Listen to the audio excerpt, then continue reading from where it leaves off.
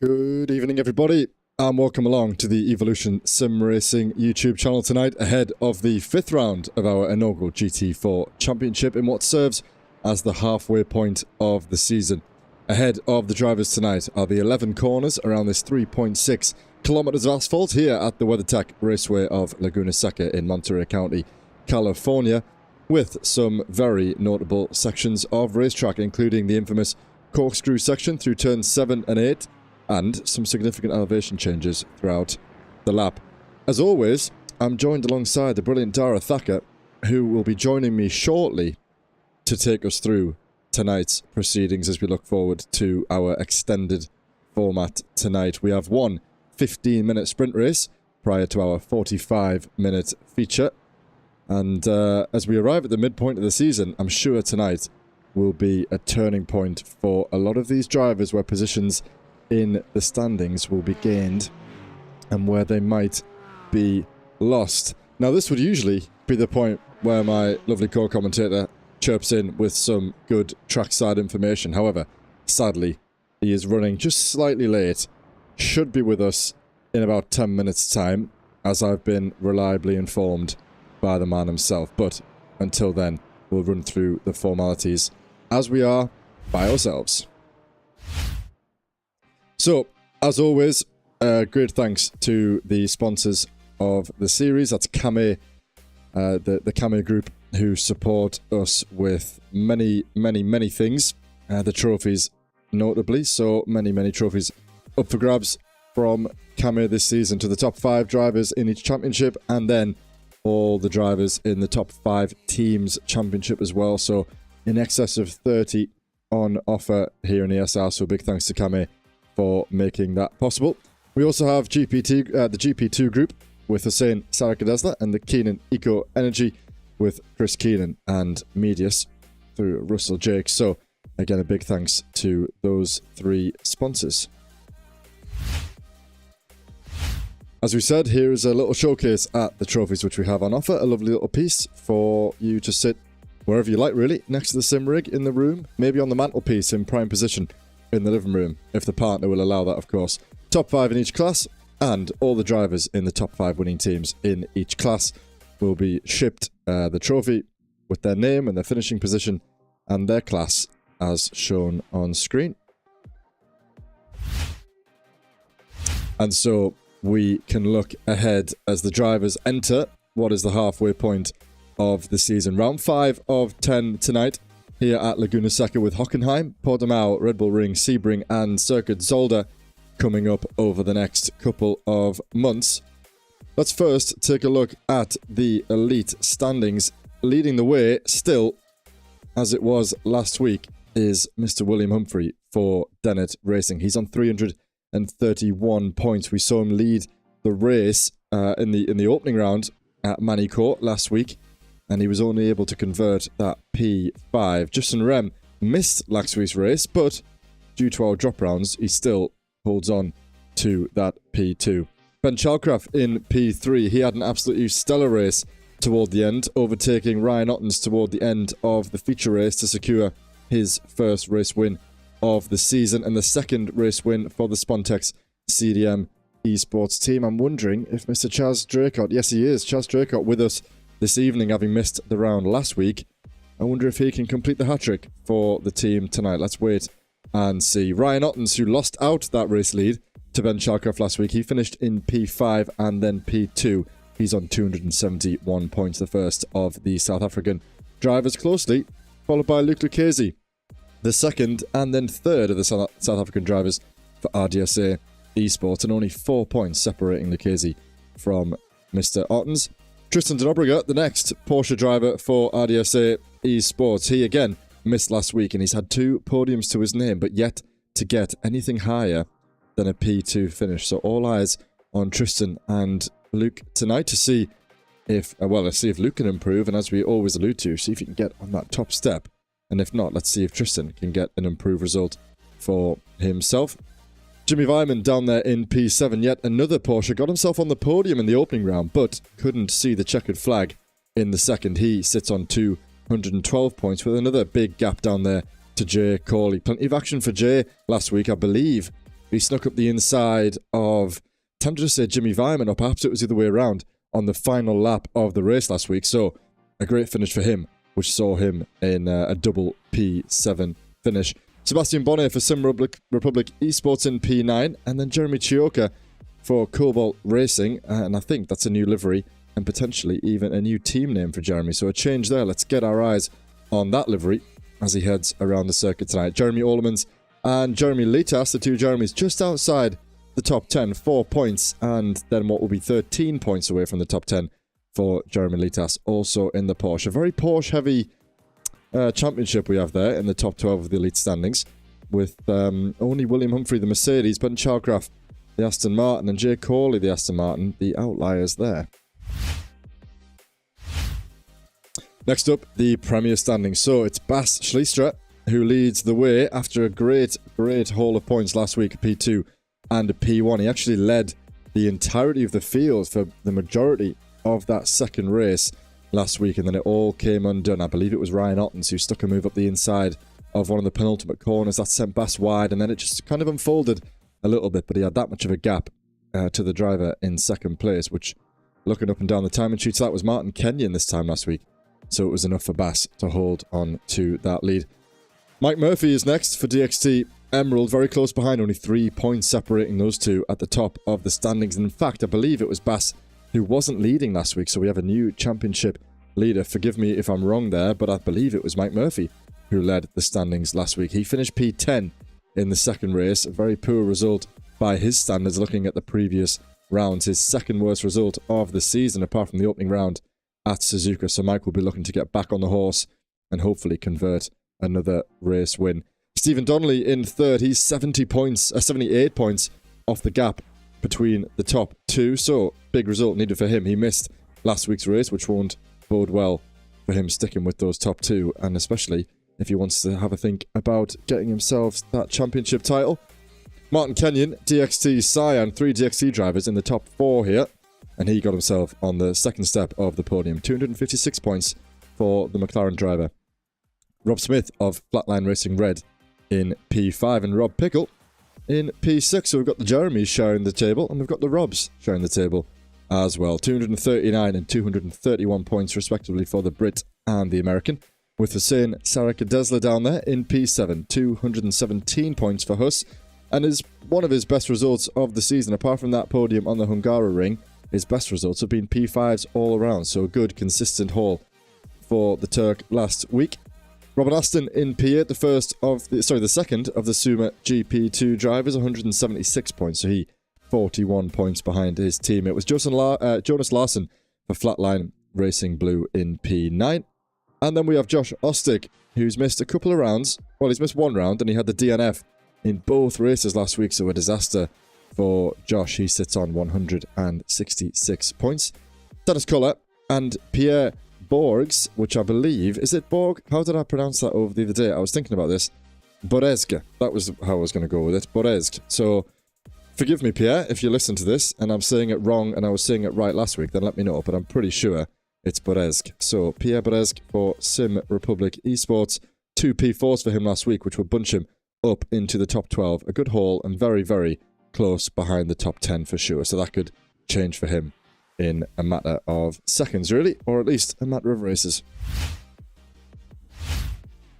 Next up, it's the Evo standings. It's a lot to cover when you're on your own. Last season it was only 2 standings, and now I've got 3. So, Mr. Francois Brandet, who's won the last 4 races that we've had in ESR, so he is the man in form across all of the standings, across all of the classes at the moment. So Francois leads ahead of John Ludbrook, 31 points behind. Consistent for John last week, 2 P3s. So again, he was there or thereabouts, but he's going to have to do something to dislodge Francois Brandet. It'll be an intense battle between Francois, John, and of course Dale Williams in P3, who started the season strong, dropped off slightly in the opening few rounds, and then missed last week, which hasn't done his championship any favours, but he's not too far behind. Currently sitting in P3, 24 points ahead of Steve Rubino, the American of Flat Cap Racing in the Porsche. It's Andrew Fellows next for Flatline Racing Red, yet to get on the podium since the second round, so let's keep an eye on Andrew. He had a poor start to the opening race, getting caught up in a few incidents, but managed to hold on to a good finishing position in the second race last week. Luis Nevaeh is next up, 219 points for Flatline Racing Blue, closely followed by Matthew Noel, the Canadian driver, only 6 points off the top 6 at the moment. James Howarth, who again missed the session last week, holds on to P8 on 194 points. So again, very, very close at the moment between the guys from really P5 down into P8 and even P9 with Gareth Newton for GP2 Kame GP2, sorry, who've had a bit of a name change. They've actually ditched the McLaren and they've switched over to the Porsche. And so they've ditched and dropped that tagline, and they leave Mr. Ludbrook there at the top, the last remaining driver in the McLaren. Steve Ewing next, he's on 169 points, with Danny Weir right behind him, close in behind, only 9 points the difference there, 160 for the DXT Cyan driver. And Charlie Stothard, who's only attended 2 rounds, but he still manages to get himself into the top 12 sheets. So, good stuff for Charlie. Let's see if he's with us tonight and if he can improve, perhaps try and get himself into the top 10. We're nearly there. Not that much longer to go. A quick roundup of the team's championship, and I just want to make sure that we're not going to miss anything. We've got a minute to go until the end of the practice session. So it is DXT Emerald at the top at the moment, as you might expect. We've got Francois, who leads the way in the Evo class. We've got Mike Murphy, who's currently in P2 in class, battling for the championship, and then Stephen Donnelly in P3 in the Evo class. So those guys are a team of champions at the moment for sure. And the gap down there to Dennett Racing, nearly 200 points already. However, William Humphrey leading the way in the elite class, and Dale Williams not so far behind in the Evo class. So a lot of points to be made up by those guys in P2. Charlie needs to bring the points, but that's okay. Only the 2 fastest drivers score the points every week anyway, so you only need 2 strong results. Kame GP2 next up in P3, 88 points off the back of Dennett Racing. It's RDSA Esports next of the 2-man army between Tristan Darbriga and Luke Lucchese on 561 points. Those two relying on their points every single week. So if anybody misses out, then those guys are going to struggle to keep up with the guys ahead. It's the other team of DXT, Cyan this time, with Martin Kenyon, James Howarth, and Danny Weir close in behind the likes of RDSA. And again, with 3 drivers, it's going to be a bit of a challenge for those guys to hang on. I'm going to stop it there because the session has concluded, and we'll jump over to trackside to begin the qualifying session.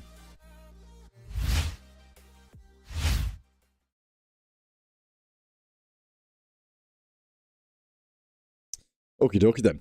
So, let me get some stuff sorted, and we've been joined just in time by Mr. Dara Thacker. So, Dara, if you're there, feel free to jump in. He's here, there we go, we're good to go. Bang on time, mate. Just at the start of qualifying, we've got a couple of drivers making their way around the track now, and I must say, good evening to you, mate. How you going?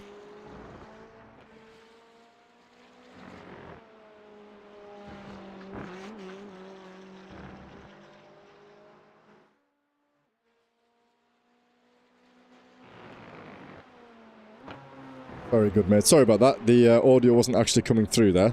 So that's fine. I'll fix that now. So no one has to hear your excuse. It's okay. There was no excuse, you know. There was just traffic. There was just traffic. Yeah, that was exactly. But here we are. I will say, could you very quickly share the screen to me, just so that I can see what you're saying? Mate, yes. Thank you very much. But yeah, I apologise to everybody for starting late, but I'm very excited for this race. I've been looking forward to it because the 15-minute race, I think, is going to be really key. Because we saw it a couple of weeks ago, didn't we? How important it was to set the grid for the 45-minute race. And this looks like it's going to be great. Yeah, I was just saying, it's kind of come out of nowhere again, this quick, sharp race, and the sort of nature of this circuit with that corkscrew section, especially when you've got such a short amount of time to make up positions without that reverse grid, then people might be a little bit optimistic, thinking that they can maybe lunge up the inside of the corkscrew. I'll be very, very interested to see how those guys get on. From memory, I'm not sure. ESR might have raced here in Season 1, way back when. But I don't recall us coming here anytime recently. And obviously particularly not in the TCR or the GT4. So a different class of cars for these guys to deal with. And it'll be very interesting how they get on in the opening lap.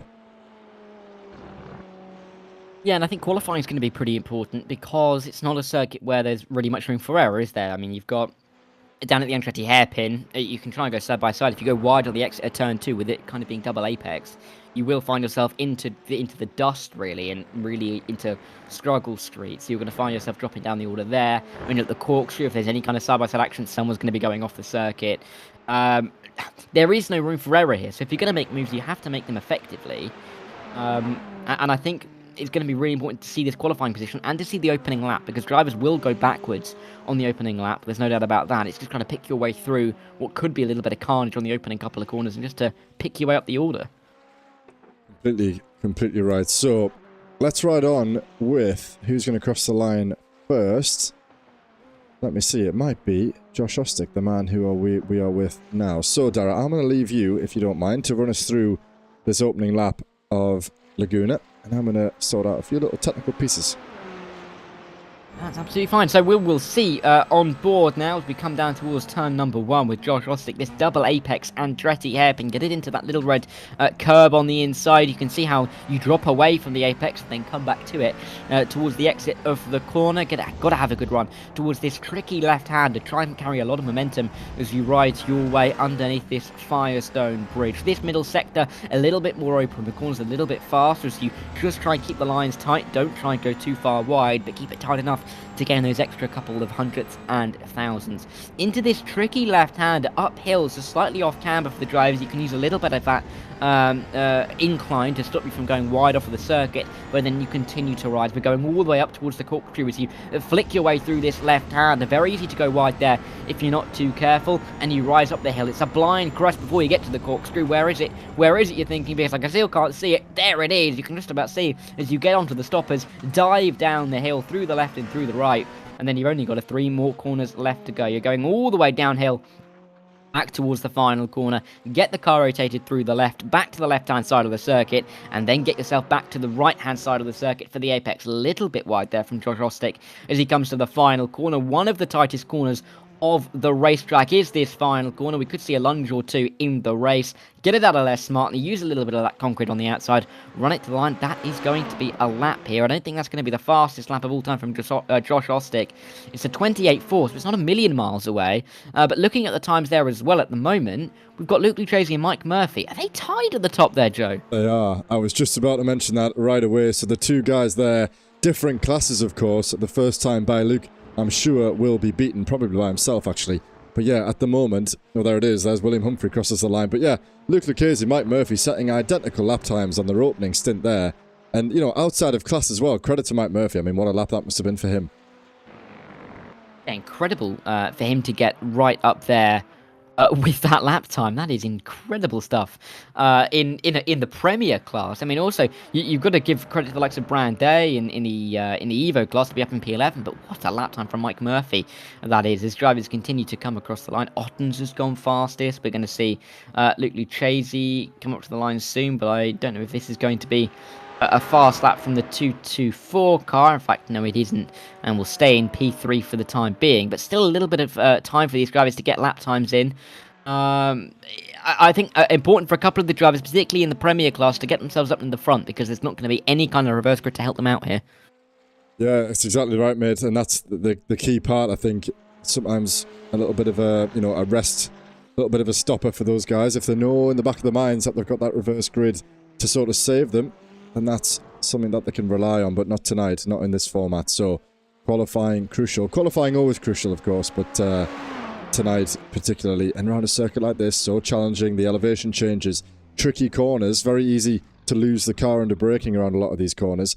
And these guys will definitely want to try and make their mark before we're seeing at the top of the standings there, William Humphrey and Ryan Ottens exchanging lap times for pole position, and I think already that's actually flown by. Justin Rem comes across the line and he takes pole position, which I think, looking here, we've got Luke Lucchese. Let's see what he can do as he exits the second sector. Only a few corners for Luke left to go, but as it stands, Justin Rem will lead William Humphrey off the line, sharing the front row of the grid, but Luke Lucchese in with a chance of spoiling the party for those two. Let's see then as he heads around the final corner. Is he going to stay where he is? Just one position dislodges Mike Murphy, which is probably for the best, actually. That's 4 elite drivers sharing the front 2 rows, as all of them now seem to come across the line. We've got Maxim Dimitrov, who is still flying, and Mr. Rob Mackay, thankfully we do have a couple of guys who have come out the pit lane late, so qualifying will resume all the way until the end. Yeah, shout out as well to the likes of Martin Kenyon and Francois Brandet up there. We've got almost like a little clump of non-elite drivers in the sea of gold up there, from 5th to 7th in the overall tower. So they're doing a fantastic job at the moment. Josh Ostick as well, trying to bridge the gap. There was Dimitrov's time to put himself up into P19. As we are on board with Curler. As he goes very, very wide off the circuit. That might ruin this lap, yeah. Here's Mr. Rob Mackay, who's currently down in P35, P13 in class. His fastest lap time at the moment, a 1:29.7. He's about to cross the line in what will be his final effort. Let's see. Can he disturb some guys higher up? Is he going to improve? He set 3 personal best sectors in the 3rd, 4th and 5th sector, and that's enough to gain 10 places overall and 5 places in class, a 1:29.029 for Mr. Mackay. We've got Bas Shalistra, the man of the moment last week, when he led that feature race for pretty much half of the race stint before being dislodged by 3 or 4 of those elite drivers. Yes, we'll have to see how they do. I mean, it's always good to see how the format changes week on week, isn't it? Because, we talk about last week how, that there was the difficulties that they had. It might be a 3-race evening the last week, and then you come here to Leguna Seca. We've got 50 minutes and a 45. It's a completely different way of doing things, and different point systems as well between the races. The drivers really have to be on it. We've had a couple of drivers in interviews say how much they've enjoyed that as an additional challenge, and it is great to see. How the drivers can adapt to all of the different formats. So can't wait to see how they do this evening, as we see this is going to be Schliestra coming around the final corner now, of course, on form in the Premier class, the man on top form, it's fair to say. He's been the quickest drive, or he's getting the most points in the Premier class in the last couple of weeks. Can he go even better towards the front of the field in qualifying? P6, that's not awful, but I think he'd want a little bit more time there. Yep, I'm sure he would. But that's what we've got, and we see Chaz Draycott, is he about to cross the line?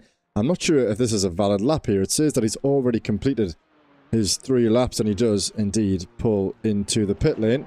However, Bass is still going. We have, oh no, he's not. That's him slap banging the barrier. I'm not sure. That looked somewhat intentional. I'm not sure you could carry that much speed by through an accident, but he certainly had a big one there. So Dennis Collar, the last remaining driver out on track in that pink BWT livery. I must say quickly, Dara, shout out to Mr. Matt Hoyland, who's in chat, saying once again he's bottled his qualifying. So that's been the bane of his existence in this GT4 series so far, and he starts down there in P42 without setting a valid lap time at all. And he had some quick sector times, but he just couldn't keep it within the track limits.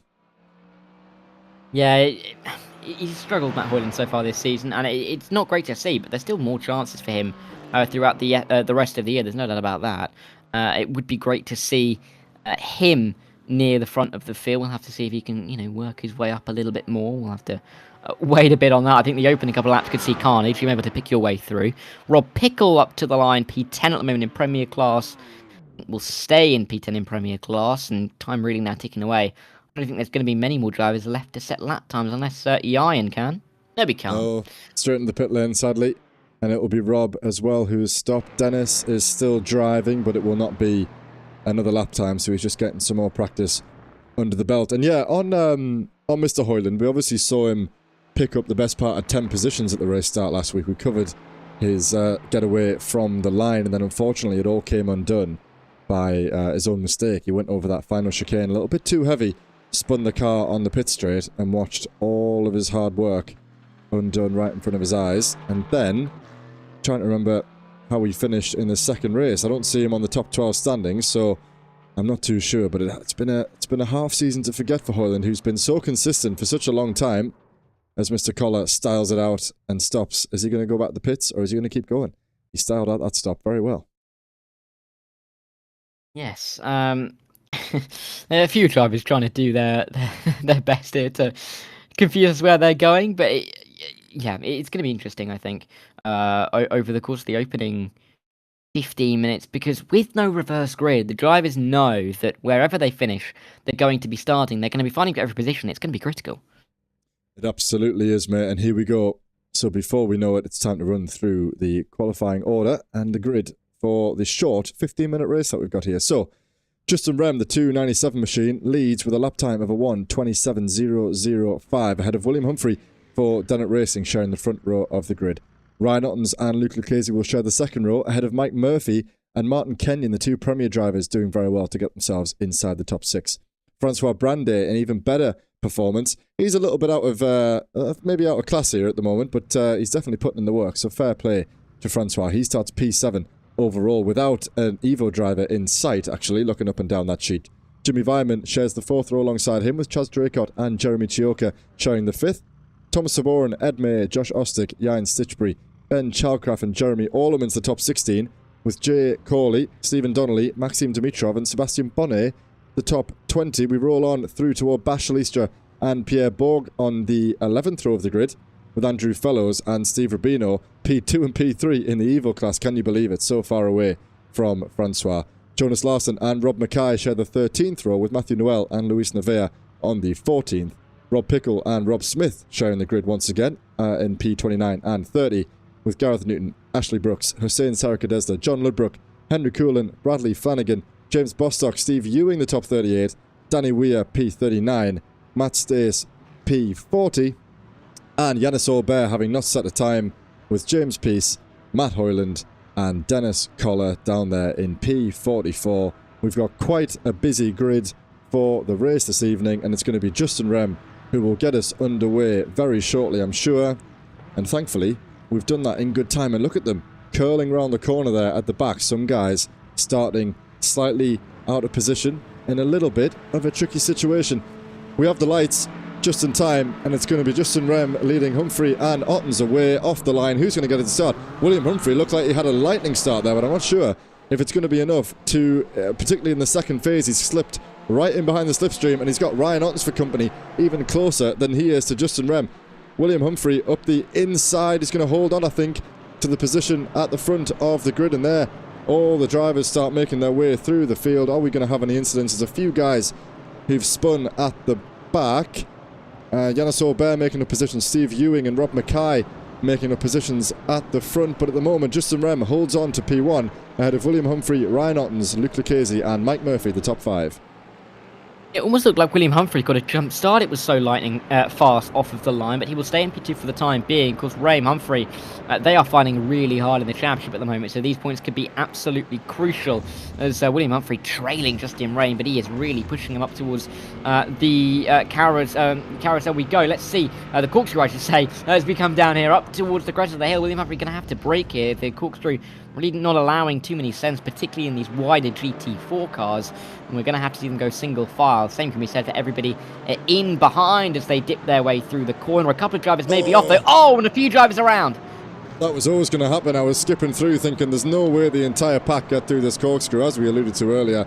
It looks as though the damage is cleaned up nicely, but a couple of drivers caught up there. Let me see if I can figure out who that was. Steve Rubino, Bash Shalistra, Jay Corley, who all went off the circuit. Steve Ewing off the circuit as well. There's been another collision there toward the back, and these two drivers, that's Bass and Steve Rubino, who've been spun around.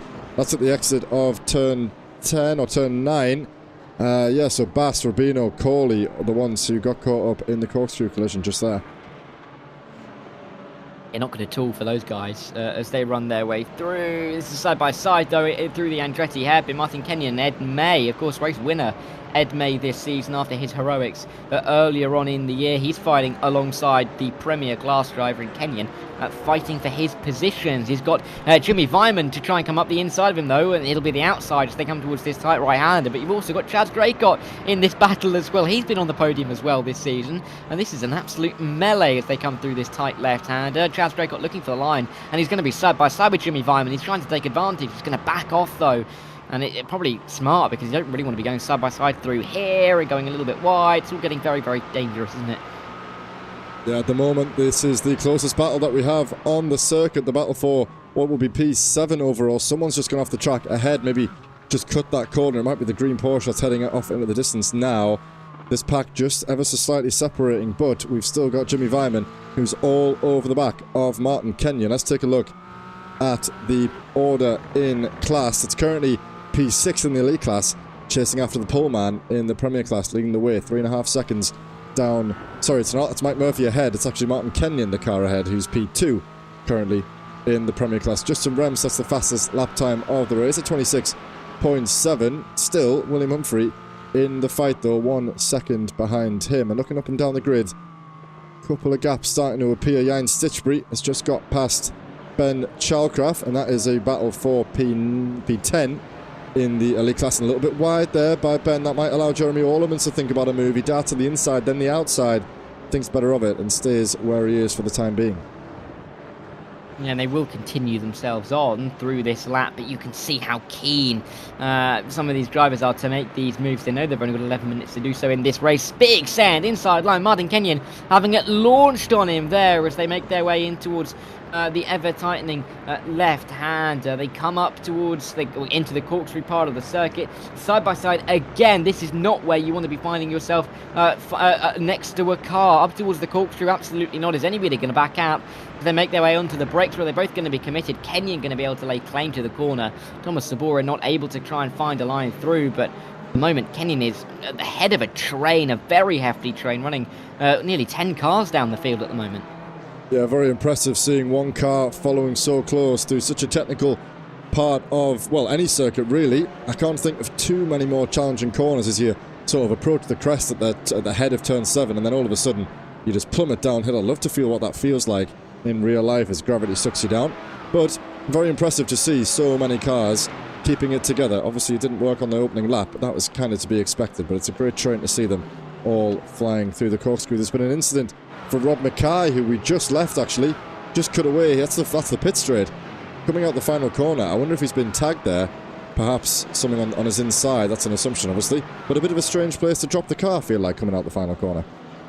Yeah, maybe in a little bit of contact, maybe got hit on the exit, something to that effect. Difficult to say without any replay in front of us for the time being, but not at all what he would have wanted. Was trying to do a really good job at fighting his way through the order, and is now going to have a very long 45-minute race, starting a lot further back than where he would want to be. I've just seen Dennis Collar get past Bradley Flanagan as well for P12 in the Premier Class, and I wouldn't be too surprised to see Henry Coolan looking for a move. But at the moment at the front of the field, Rame dropping behind Humphrey and Ottens. Is this going to give Humphrey even more of a chance to extend that championship lead, which without the points being dropped, which of course I know was on the graphics pre-race, but that points being dropped, he's won 82 points more than anybody so far this season.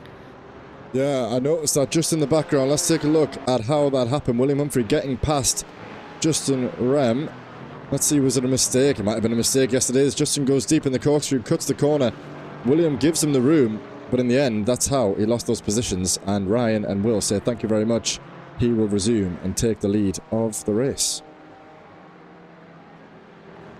And William Humphrey, of course, he's just been the form driver, hasn't he, so far this season? We've had, 9 races so far this season. He's won 4 of them. He's come second in another 2 of them. I mean, he has really been on fire. If he can get these 50 points for the win and be able to start on pole for race number 2, which could garner you 100 if you manage to take home the victory, he's going to put himself into an excellent position. His drop round at the moment is him having an 88-point round. I mean, it's incredible. So far, he's not got less than 88 points in a single week. Of course, that's going to be a high bar to keep up for the rest of the season. But if he can keep performances like this, William Humphrey is going to be an incredibly hard man to beat. Looking here, there's Matt Hoyland, who's just got himself around the outside of John Ludbrook. He's actually up now 14 places. Some of the big gainers in the opening half of this race. Matt Hoyland, 14. Yanis Olber, 14. And Hussein Sarakadesla up 10 places. So that nasty qualifying performance by both Hoyland and Yanis hasn't lasted too long, as they now find themselves in P14 and P15 in the elite class. So they've got past all of the other interclass rivals, but now they need to get on the back of the rest of their fellow elite drivers.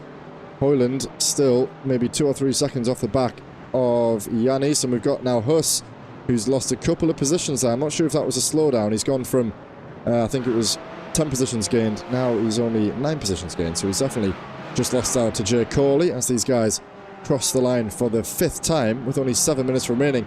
There's that a little bit of damage on the front end, the front left. Yes, it is front left of the Aston Martin there. for Matthew Noel, P3 in the Evo class.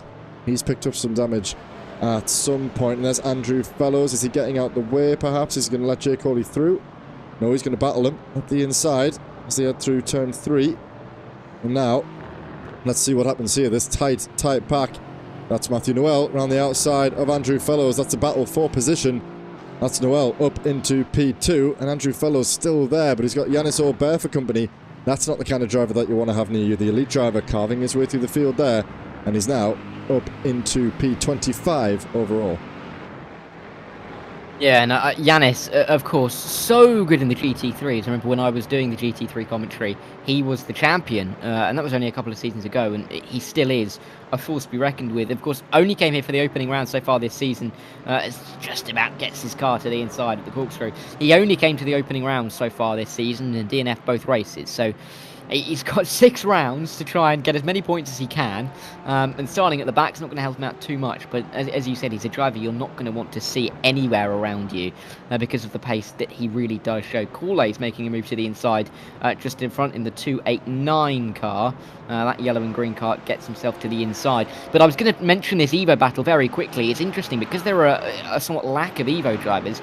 Each week is critical because you know, each week that you attend, you've got more points in the offing because mistakes aren't going to cost you too much in terms of points. Even if you finish 10th in race 2... Oh, no. It's okay. Yeah, that's okay. in Saracadesla. Use the pit road. That's all good. Your ex-teammate, isn't it, Troy? Actually, no. We used to have a partnership, but we were never actually teammates. Right. Anyway, you were saying about the top 10. Yes, in the Evo class, even if you finish last, you get 36 points, and that could be really big considering that in the mid-pack, coming into this race, there's 4 drivers without drop rounds, split by 24 points. Absolutely incredible, mate. And here, it's Ashley Brooks who just about kept his nose in there, and Andrew Fellows just dipped out just in time, and here's Matt Hoyland. Let's see what he sees as they head up and over the corkscrew. Is he going to think about trying to go around the outside? That's deep by Brooks. Yep, that's a mistake. You could see it coming, unfortunately. Hoyland's going to pick up those positions. And let's see, is Ashley okay? Yes, he's back on the circuit. Just maybe thought about a move up the inside of Fellows. That would have been a battle for position. And he's fortunately come off worse in that scenario. And now just struggling to keep it on the road. Is it going to be enough to pit? He's maybe thinking about it slowing down. He cuts off the way to get out of the way. Doesn't look like he's got too much damage. Maybe he's just offset his run ever so slightly, and he does indeed come into the pit lane. So that is race over for Ashley. He'll start right toward the back of the grid alongside Steve Rubino when we get underway for the feature race in just over 4 minutes time. And the man who he made contact with, you can see a little bit of damage on the front of that Mercedes. He's still under pressure, and I just want to flash here Mr. Francois Brandet, currently leading P9 overall, so an absolutely great result so far for Francois, who's in a bit of a sandwich here. He's got 3 elites and a Premier driver and 2 elite drivers in behind him. But to have a 17-second lead after, 11 and a half minutes in the class is just incredible for Francois Brandet. Again, the best driver so far this season in their own respective classes. He's won the last 4. He's won 5 in total. He's got 7 podiums in 9. I mean, he just has been on fire at the moment. His drop round, I do believe, is 95 points, which is just incredible. And he's looking to try and pick up another 50 here, which would take him already over the 500 mark in 10 races. So incredible from Francois Brandet, going faster still. Purple time for his class, 28.1. And he's matching quite a lot of these elite drivers, isn't he? Yeah, and that gap down to Matthew Noel, 17 seconds. Obviously, with the context of him starting higher up the grid, avoiding some incidents, and obviously generally racing down there at the back of the grid. But that is effectively more than a second per lap. And I'm sure 15 minutes race, 17-second gap, and still 2 minutes to go. Francois, an absolute dominant performance, really. Yes, he's practicing a lot, and he's reaping the reward, he's reaping the benefit. As we say, currently in the top 10, P9 in fact, overall, but an absolutely commanding lead. Not quite the 21 seconds that we saw from, I believe it was Mike Murphy over some of his rivals a couple of races ago, but still, Francois could afford a huge mistake, and he would probably still come out in first.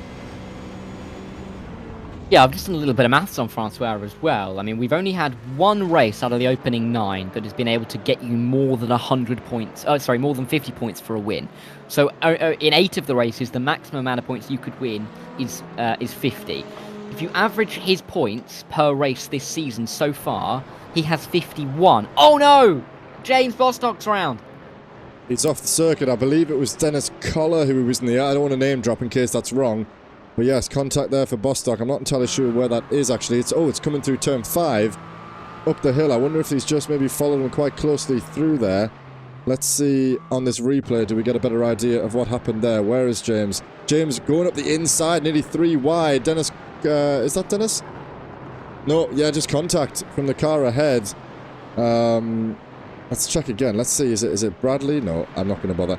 But yeah, James with a bit of an optimistic move up the inside, and obviously the car who was almost on the inside, you know, it was almost 3 wide without being 3 wide. The car to James's right wasn't anywhere near the racing line, so it was a very, very tight entry for James, and he's kind of, well, sadly, he's taken the impact there, and he's now dropped himself down a few positions.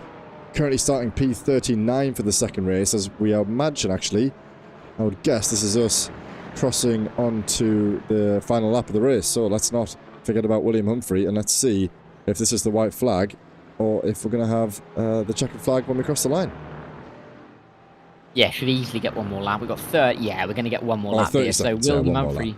Yeah. He's only got to defend for one more lap, though. It sounds easier than it will be because Justin Rame is on his tail. Got back past Ryan Ottens, of course, after his mistake at the corkscrew a few laps ago. He's going to be baying for blood, wanting that P1 back. Will be annoyed that he's lost it from a little mistake at, albeit one of the most difficult corners on the calendar, let alone this circuit. And he's going to be searching all the way through this lap. William Humphrey driving on the mirrors, but Justin Rame will be tracing him and tracking him all the way through this opening sector. He's trying to gain every single 100th he can through turn 3, under the Firestone Bridge, into turn number 4, keeping it nice and tight, not running it out too wide, but he's run it out a little bit too wide, and that's really going to compromise him into 5 and 6.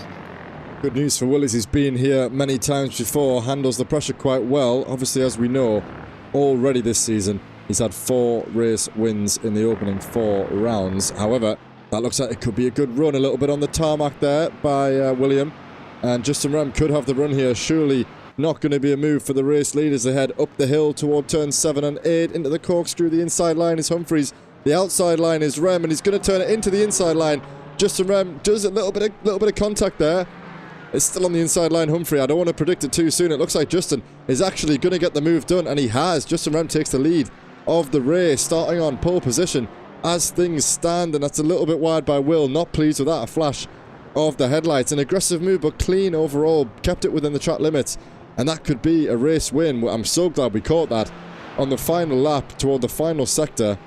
It's Justin Rem crosses the line ahead of William Humphrey in P2. Ryan Ottens in P3, and Luke Lucchese close behind him in P4. It's going to be Mr. Mike Murphy who crosses the line in the Premier class to take his however many race wins he's had so far this season. And there is once again Mr. Francois Brandet leading the Evo Championship, leading the Evo standings, and it's a 20.4 second gap to his nearest rival of Matthew Noel in behind. Martin Kenyon comes across the line in P2 in the Premier class, ahead of Josh Ostick in P3, so a good podium for Josh. Don't want to speak too soon, but that could potentially... No, he's had 1 podium already this season, so a second podium for Mr. Ostick. And then Matthew Noel crosses the line for Astra Racing, the Canadian driver. Good P2 finish for him. And Gareth Newton for Kame GP2 rounds off the Evo class podium. What a finish there. Yeah, what a move from Justin Rame. I mean, he was committed around the outside. William Humphrey maybe was not happy with the little bit of contact that we saw as they descended through the corkscrew, but Justin Rame was holding his line, which he had every right to do so. At that point, he had that inside line. So, an incredible move from Rame. The fact that he made that mistake at the corkscrew to lose P1 to go down to P3, and in the end, overtaking at the corkscrew to win the race is absolutely incredible, and exactly what he needed. It's only a 10-point swing, but I mean, with the fact that Justin Rame wasn't here last week, his drop round's going to be 0. Everything from here on out counts, and so this could be really important come the end of the season. Absolutely, mate. Absolutely right. So let's have a quick recap then. We've got a 5-minute warm-up ahead of the 45-minute feature race to round off the evening. But first, let's run through the elite standings. So, as we saw there, dramatic finish. Tristan Rem overtaking William Humphrey to finish on the top step of the podium for Grid and Go Racing. Less than half a second separating him and Will. I'm sure that's going to be a feisty battle ahead of the feature race tonight. Ryan Ottens, who started well and finished quite well as well. I said well a lot there. Ryan Ottens rounding off the podium with Luke Lucchese and Jimmy Vyman rounding off the top 5.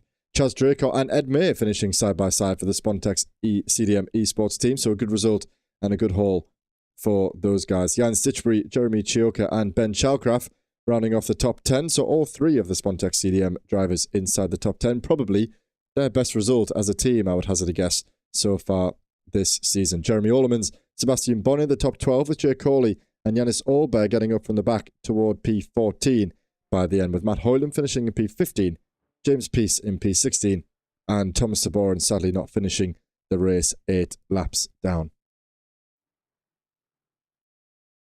Over in the Premier class, we will see who won. And of course, it was Mike Murphy. A great run of form for him, hasn't it? Over the last few weeks to start the season, he really has emerged as one of the main title contenders. Martin Kenyon at 7 seconds back, but a very nice controlled drive to find himself P2. 2 DX teams, of course, though. Emerald and Cyan, different teams officially will be fighting in race number 2. Josh Ostick, with his second podium of the season, finishes in 3rd, ahead of Maxim Dimitrov, who I'm sure will be pleased to pick up P4 after he has only been here at Suzuka, missed the last 3 rounds. Stephen Donnelly rounded out the top 5 ahead of Pierre Borsk and Jonas Larsen, who were inside the top 7. We saw Rob Pickle, Hussein Sarakadesla after that moment down at the opening, Andretti hairpin, and Rob Smith inside the top 10, with Dennis Curler, after avoiding James Bostock down at turn 6, manages to get himself into P7, with Bradley Flanagan, Henry Cooler, Matt Stace, and James Bostock, who made that spin, inside the top 15. Rob Mackay had issues, but he was still on the lead lap. But sadly for Bas Schliestra, the driver who's been on the hottest of hot form in the last couple of weeks, is going to find himself in a really bad starting position in race number 2. He finished P17 only. Yeah, so that will mean then that Bass will drop from the top step of the championship. He was actually only 3 points ahead of Mike Murphy coming into tonight's race in P1. So with Mike coming first and Bass coming last, that's going to be a big swing of points. So Mike will lead the championship going into the final race tonight. And now then, not too many of them in the Evo class tonight, but once again, Francois Brandet finishes on the top step of the podium. That's now 5 race wins in a row, 6 so far this season, and 8 podiums to his name in the opening 5 and a bit rounds. Matthew Noel comes across the line. He's in 2nd with Gareth Newton in 3rd place, and I'm looking, that's Gareth's first podium of the season, so congratulations for that one, Gareth. Andrew Fellows and Luis Nevea in the top 5, with John Ludbrook, Steve Ewing and Danny Weir the top 8. Ashley Brooks, we saw having that incident with, I think it was Andrew Fellows, about halfway through the race. He pulled off to one side, still managed to finish just off the leaders, just 1 lap down, but Steve Rubino sadly 10 laps off, so he won't be scoring any points in the opening round. However, double points on offer as we start this session, so plenty of opportunity for him to come back as the night goes on.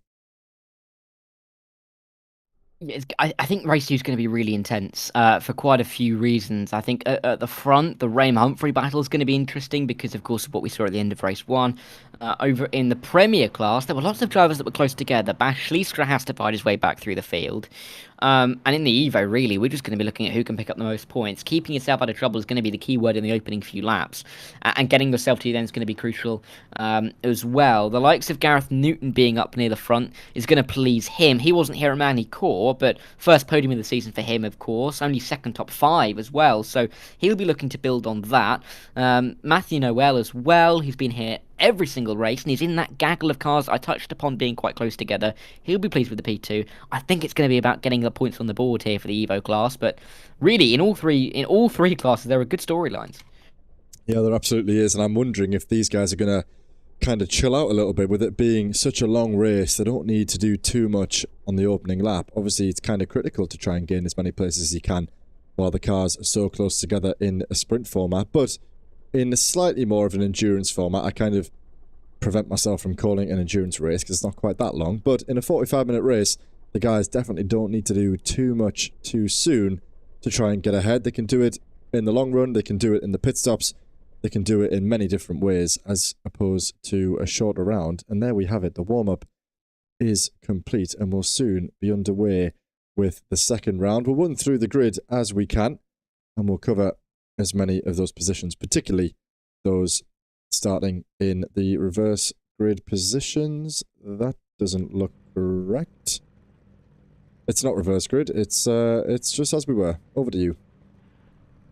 Yeah, this is going to be an exciting one, but of course starting a pole it is Justin Ray and William Humphrey alongside him as they finished in race number 1. Ryan Ottens and Luke Lutrage, the South African row number 2, could be quite an exciting one with Mike Murphy and Jimmy Vyman finding themselves on row 3. It's Chaz Greycourt and Ed May, the teammates on row 4, ahead of Evo leader Francois Brandet in P9 and Jan Stitchbury inside the top 10. Martin Kenyon trying to keep tabs with Mike Murphy in 11th with Jeremy Chioka alongside him. Ben Chalcroft, Josh Ostick and Jeremy Orlemans inside the top 15. Maxime Dimitrov, Bonnet, Donnelly, Borsk and Corley rounding out the top 20. It's Yanis Wilbert and Jonas Larsen inside the top 22 with row 12, Matt Hoyland and Rob Pickle. But we will see all of the other drivers throughout the race, everybody running up quickly to get us into this 45-minute race. 5 red lights are off and we're racing again. Justin Ray and William Humphrey in the same order that they started race 1 in, and it looks like it's a better start from Justin Ray as they go down towards the Antredy hairpin for the opening time. Everyone jostling for position to try and get into that slipstream, but onto the brakes they go for the opening time. Big sends around the outside, 2-3 wide as they get in towards the opening corner. Lots of cars trying to launch themselves around the outside, 4 wide as well right here in the background. Like Bas Schliestra trying to make moves but struggling off of the start. For Justin Rame though, he needs to get away as quickly as he can. His team is grid and go for a reason. He needs to get out front and try and avoid William Humphrey trying to make a move at the moment. Oh, big crash in the background though. They're around and that's going to cost a lot of drivers here. I was just about to compliment the likes of Aubert and Ludbrook who've got up. I think they still may have survived that initial contact. I saw the timing sheet go crazy, jump back, and there it is. Lots of cars caught up in that damage toward the back of the grid. But the big gainers, James Bostock up 11 places, Ashley Brooks up 10 from the start, and Bas Schliestra up 10 as well. Still down there in P32 overall. Toward the front though, Jimmy Vyman, he's gained 1 place. Ed May the same, and Ben Chalcraft also up 2 places. So the drivers now head to the corkscrew for the first time. Let's see, is this gaggle of cars? That's Ashley Brooks once again up the inside. We've seen what happened last time, a little bit of door banging there between him and Rob Smith, but it looks like they both got through cleanly. Now the rest of the field come through and we're starting to get toward the end. Hopefully the whole field will be able to make it through. Look at that stricken. That's Andrew Fellows. He's got severe damage, sadly for Andrew. Bas Schliestra has also had an incident. He's off and round. We'll have to recap exactly what happened at the start of the race. But at the moment then, it's Justin Rem who leads William Humphrey off the line. Ryan Ottens in P3, then Lucchese, and then Jimmy Vyman. Mike Murphy in the Premier class, currently sitting there in P6 overall. Yeah, big starts at the front as we see more sends. That's Jay Cooley to the inside at the opening turn, looking to try and make that move stick, and I think he has done over the 130 of Stephen Donnelly as we were on our way through the opening sector. Jonas Larsen is going to be the driver next to try and make a move past the 130. But they will have to run single file. Oh, but getting very close as Donnelly as they make their way through turn number 4. This is going to give a great run to the Danish driver as we find our way to turn number 5. Is there a send on? Not quite. It looked like Jonas Larsen was going to go for it, but I think smartly staying in behind for the time being. The driver's still being very aggressive off the start though, not something I maybe would have expected. These longer races generally need maybe a little bit more calmness and to be a little bit more conservative in the opening stages, but drivers, especially those who struggled in race 1, really have to make their moves early, it seems. Yeah, there's so much going on up and down the track, trying to catch as much as we can. When it settles down, I think I found the scene that can take us back to that collision coming out of the exit of turn 3. See if someone... Maybe it looks like there were 4 wide temporarily there, so I wonder what happened in the entry to turn 2 that allowed that to happen, because normally people will kind of lose out and when they exit the corner, it's very rare that you see 4 cars in such a position. Maybe someone got caught up, got a poor exit, and that enabled someone else to come around the outside. Oh, a little bit of a wobble there by the Iron Brew machine of, I think that's Maxime Dimitrov, and there's, who's that? That's Jeremy Chioka in a new livery actually. It still says G-League on my timing sheet. I didn't get that information, so apologies to Jeremy. He's now racing for, that'll be Akula Esports, let's go with at the moment. Get that change for next week, but a lovely fresh livery there, the chrome and blue in that Mercedes, as opposed to the black and yellow that we've seen in TCR and the opening rounds here in GT4. He's currently in P9 in the elite class, getting past Ben Chalcraft, also of the Elite Division. Not much happening at the front, and something potentially on here for Jake Corley as he sneaks up the inside of Jonas Larsson. Larsson maybe trying to hang it around the outside, not done enough. Is he going to think about the inside? No, I think he's going to stick where he is as the drivers head through turn 6 onto the Rahal Straight. And let's see how Jonas gets on up and through this corkscrew, right in behind the Aston Martin. Yeah, and they'll come down in towards the corkscrew. Jonas Larsson, of course, he's just got through on Stephen Donnelly. Nearly hits the rear end of Jay Couley. That was not the nicest of moments there. But here's Maxim Dimitrov getting involved. I think it's Jay Couley struggling a little bit for pace because Jonas Larsson has got through Stephen Donnelly in that 130 car and looking to get through yet another driver. So clearly got quite a lot of pace to unlock here. Dimitrov in the 173 looking to try and make a send to this final corner. Can't quite get any of the car alongside to lay claim to the corner, and will have to stay where he is for the time being, and storing at the steering wheel, Pato O'Ward-esque, on the exit of the final corner. But as they make their way up towards turn 1, it should be single file. Maybe not back here though. Actually, Rook's really looking for this move and might find an inside line.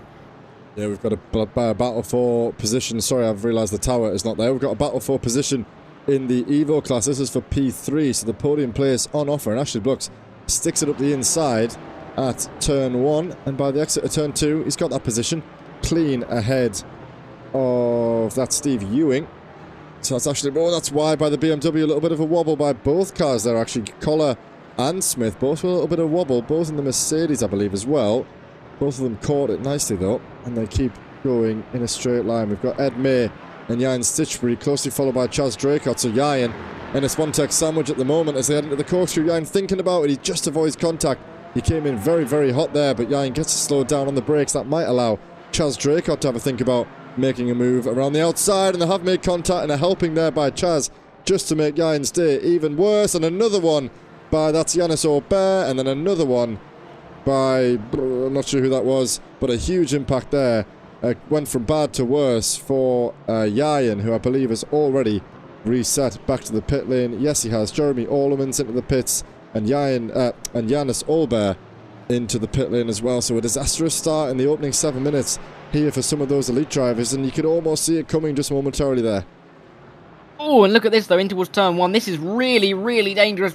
2 by 2. Oh, big contact though. That's Brandet being overtaken by a couple of cars as they slip through up the inside. They are elite and premier drivers. They're not in the class, but Matt Hoyland's one of the next drivers to try and get involved. It's Chaz Draycott trying to fight with Josh Ostick, and Sebastian Bonnie's in there as well in this little gaggle in front. A couple of the drivers are pitting normally, I do believe. Jeremy Orlemans being one of them, maybe trying to go for the early pit stop to try and get to the end from here. We'll have to see if that works out, but for the likes of Stitchbury and Aubert, that is not a scheduled pit stop. That is very much them towing it back with damage, but Brandet, very, very defensive. Surprising against an elite driver. Oh no, letting him past. Yeah, I was going to say, I'm sure he was very aggressive. Obviously, they'll be in Discord together, so that was probably a bit of banter there. Hoyland being let by now, though, as he heads uphill toward the corkscrew. I'm sure that was something Francois thought, you know, I'll give him one and then I'll let him go. That's the elite on the Evo guys, but Hoyland gets the move done and doesn't commit too much because it was very aggressive defense by Francois, but all in good faith, I'm sure. And we actually ride on with Hoyland for the first time. He's joining us on the driver cams this evening, and we see him battling away with that Mercedes, the big lug that it is, as he heads now down toward the final corner, and he's got eyes set on Chaz Draycott ahead, who has Sebastian Bonnet of the elite class. So Hoyland currently finding himself right toward the top 10 of the elite class, probably his best run out in quite some time, so he's loving life at the moment as he crosses the line. And what is the 5th lap, and 35 minutes to go here. Yeah, still a long way for these guys, especially those who have not had the best of starts, are looking to come back through the order. Interesting to see that we are seeing some consistent pit stops in this opening sim, which I do think is strategic pit stops here. I think drivers are getting out of the way, particularly those that maybe haven't had the best of starts, getting out of the way of drivers around them, trying to have a bit of a clear track, and really just do the undercut, the large undercut on a lot of guys, and we'll have to see how that works out for them. None of that kind of game so far from Justin Ray and William Humphrey, Ryan Otton, who are leading the way in the elite class, but Lucchese is there. You can just about see them you could just see them in the background of the shot. For P3 and 4, there they come. Ottens and Lucchese. Jimmy Vyman in there as well. Those three are really tightly packed together. Lucchese could definitely do with the points, because coming into this race, I mean, without drop rounds coming into the consideration as Lucchese gets through at the final corner. Lucchese has not had the best of seasons. 2 podiums on the year. He needs a few more. This is a great chance to do so. Yeah, it really is. And who's that ahead? Is that a blue flag who's currently just blocking off? I think that is Matthew Noel, perhaps, or Luis Nevea, who gets out the way now. And William Humphrey, the next driver to have to tackle the blue flags. And that is Luke Lucchese battling right side by side with Ryan Ottens. And I believe that's Jimmy Vyman. So a great battle here. Oh, and who's that off? Is that the blue flag? That's the blue flag off at the exit of turn 3. Thought it was William Humphrey for a moment there when I saw that Mercedes. But a great battle here, and I think that's Jimmy Vyman with a little bit of a run on Lucchese here. Let's see how he gets on as they head through turn 5, up the hill towards 6. Gets a good exit, but Otten's equal to him. It's the McLaren versus the Porsche here. And Luke Lucchese setting off into the distance. Yeah, doing exactly what he needs to do at the moment, just to try and scarper away. This is Jimmy Vyman. Oh my word, that is not comfortable viewing. Up towards the corkscrew, it's just such a blind corner. You know absolutely nothing about what is going to be found at the apex. There could be drivers facing the wrong way. You just do not know until the last second. And Jimmy Vyman getting very close to the rear end of Ryan Ottens as they work their way through the final couple of corners. Inside line, outside line being tried, nothing for the Frenchman as they come through the final corner once again. But Lucchese getting away means that Jimmy Vyman needs to get this move done quickly. Otten's not on the pace for the time being, and the last lap times will show 27.5 for Lucchese, 28.4 for Ryan Ottens. Yeah, 28.4 for Vyman as well, so Lucchese got ahead and he's made that lap count. What I want to do, just while we have a moment, is just go back here. Let's see if it gives us a little bit of an idea about what happened at the race start. We're on board with Rob Pickle as they head through turn 2. I'm already hearing some tyre screeches. Maybe the incident is already ahead. Oh, it's 2 of them. Round into 1, then the 3rd.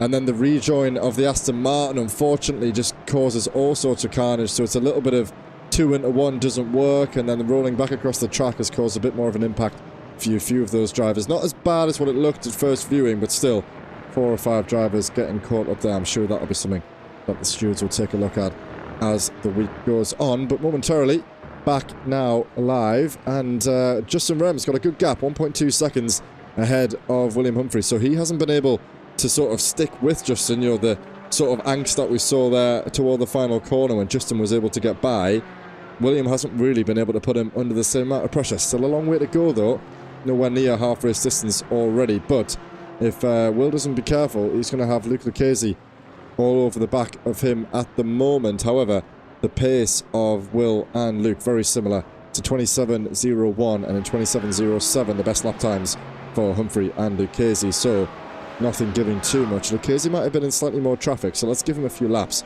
see if he can improve as he crosses the line. Lucchese just under half a tenth slower than Humphrey on that previous lap.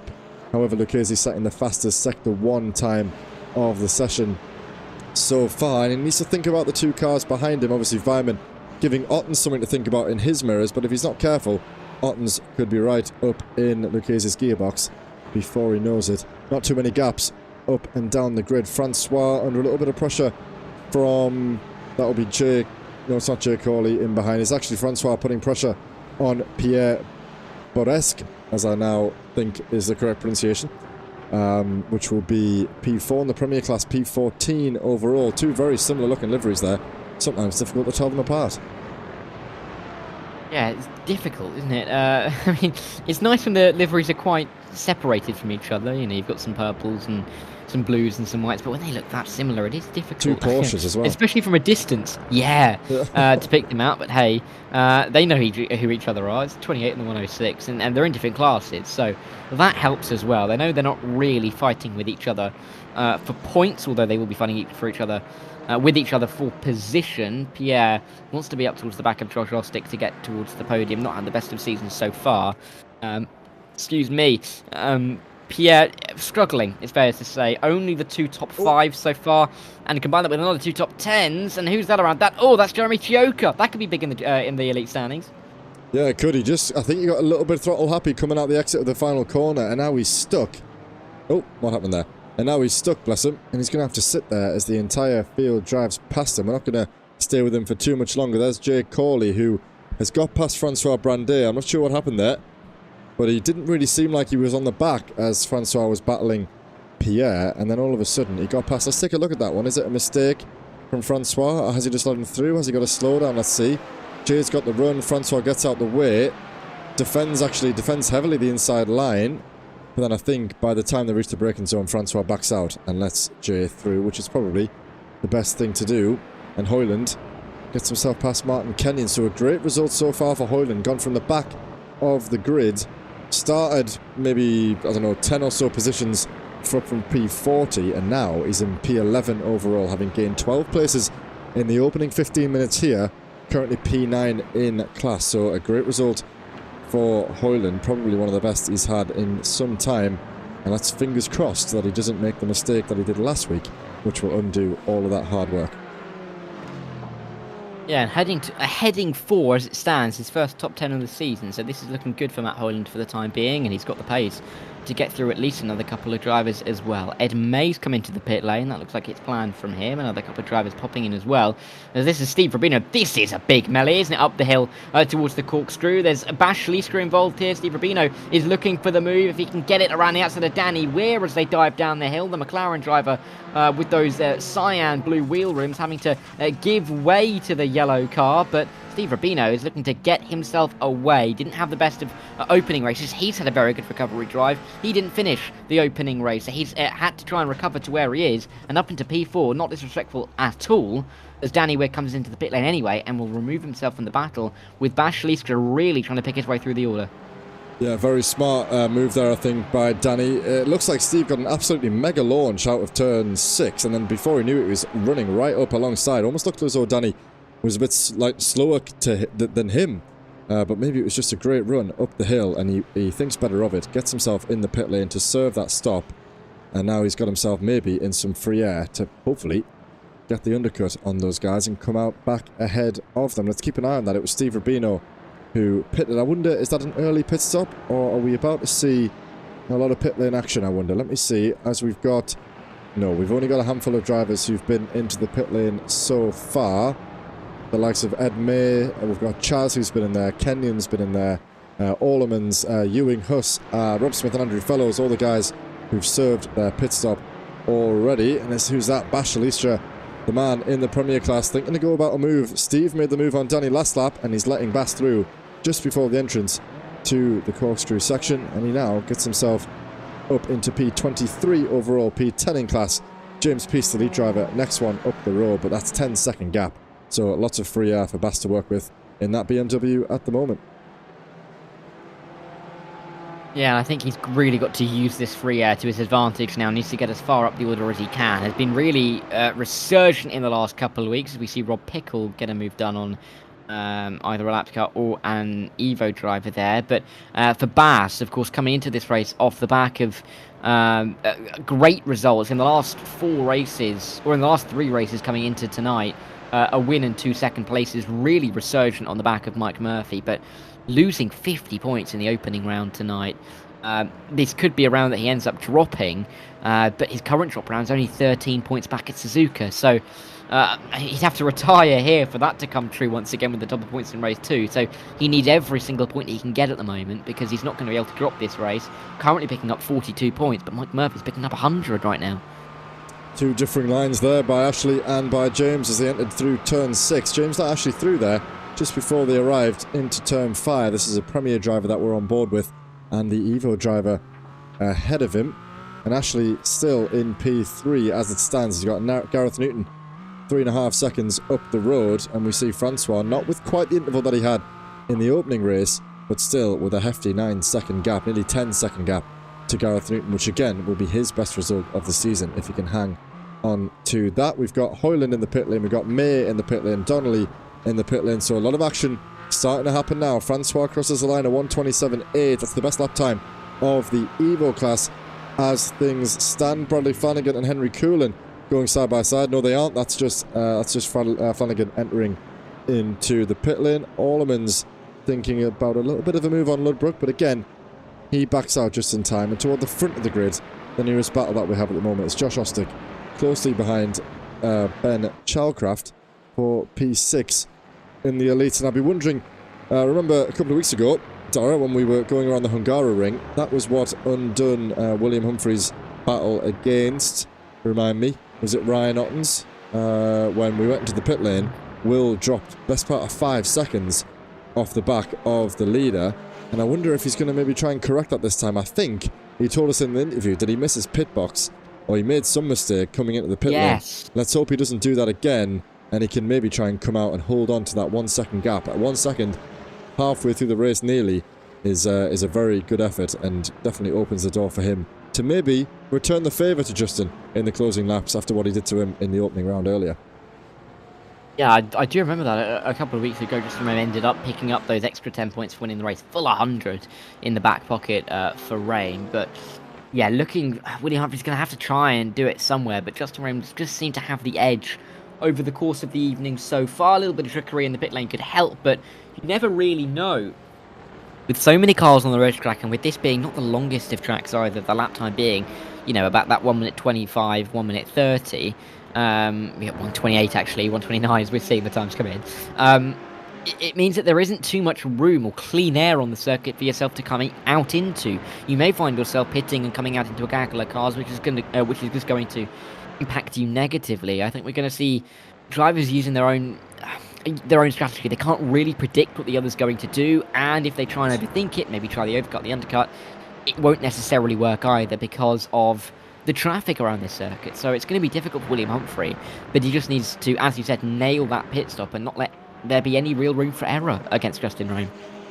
Yeah, completely. And I think, as we say, these two guys have gone toe-to-toe alongside the likes of Ottens, who've been up there on the podium in the elite class. Just remember crossing the line, setting at 26.7, 4 tenths, just over 4 tenths quicker than William Humphrey. So he is on fire at the moment, extending that gap 2.5 seconds as things stand. However, the sector times being shared across the top few drivers.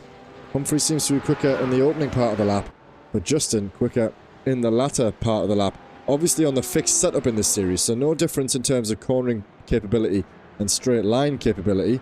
But those guys maybe just personally better in certain areas of the track. So that's Humphrey with a 127.0 and Justin Wren with a 126.7, 3 tenths on their best lap. So a lot for William to overcome, but he's still there or thereabouts, and we keep an eye on those entering the pit lane, see if anything can be done when they come out, as we saw the position swapped a couple of weeks ago.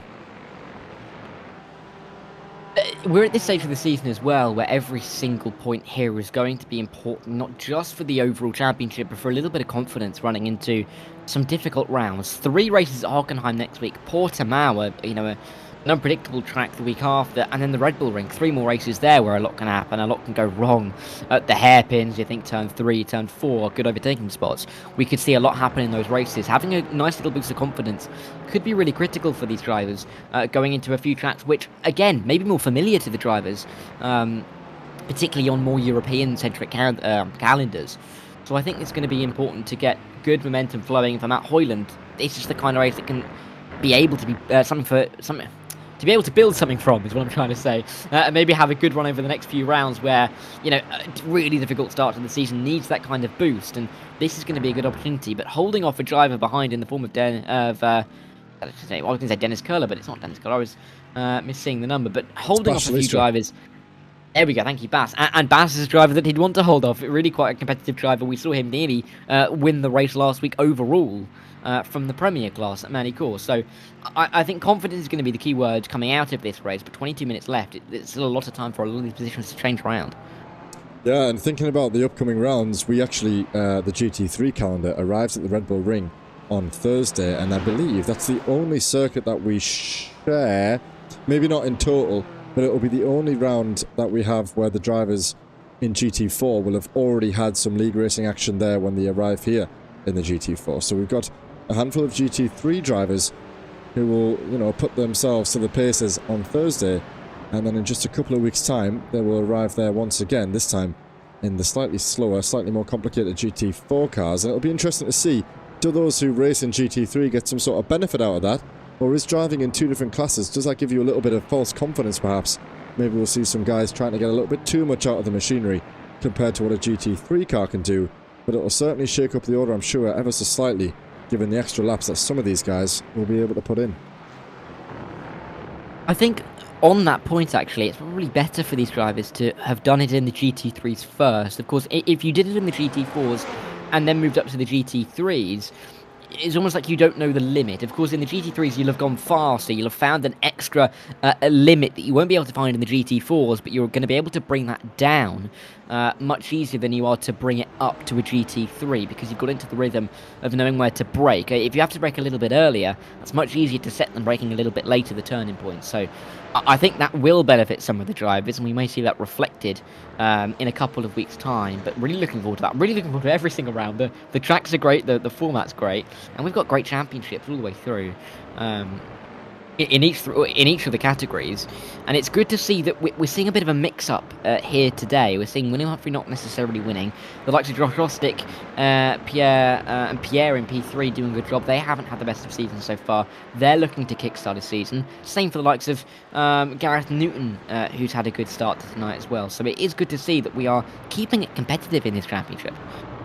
Yeah, we're seeing some vast, the sector times, for those who've already been into the pit lane, we're seeing some vast sector time improvements relative to their class, of course, but it seems as though the guys who've served that pit stop, perhaps a change of tyres for a few of them, maybe, it seems like that's helping them in their sector times. I'm seeing lots and lots of green toward the bottom and a few shades of red toward the top, obviously relative to class, as I say, so the elite drivers still going well at the front, but it'll be very interesting to see how that changes, particularly once we've got all of those guys through the pit lane. At the moment, it's about the bottom 20 overall. Let's switch to there. The bottom 20 roughly are the ones who've already been into the pit, with all of the top 20 drivers yet to enter the pit lane, aside from Matt Hoyland.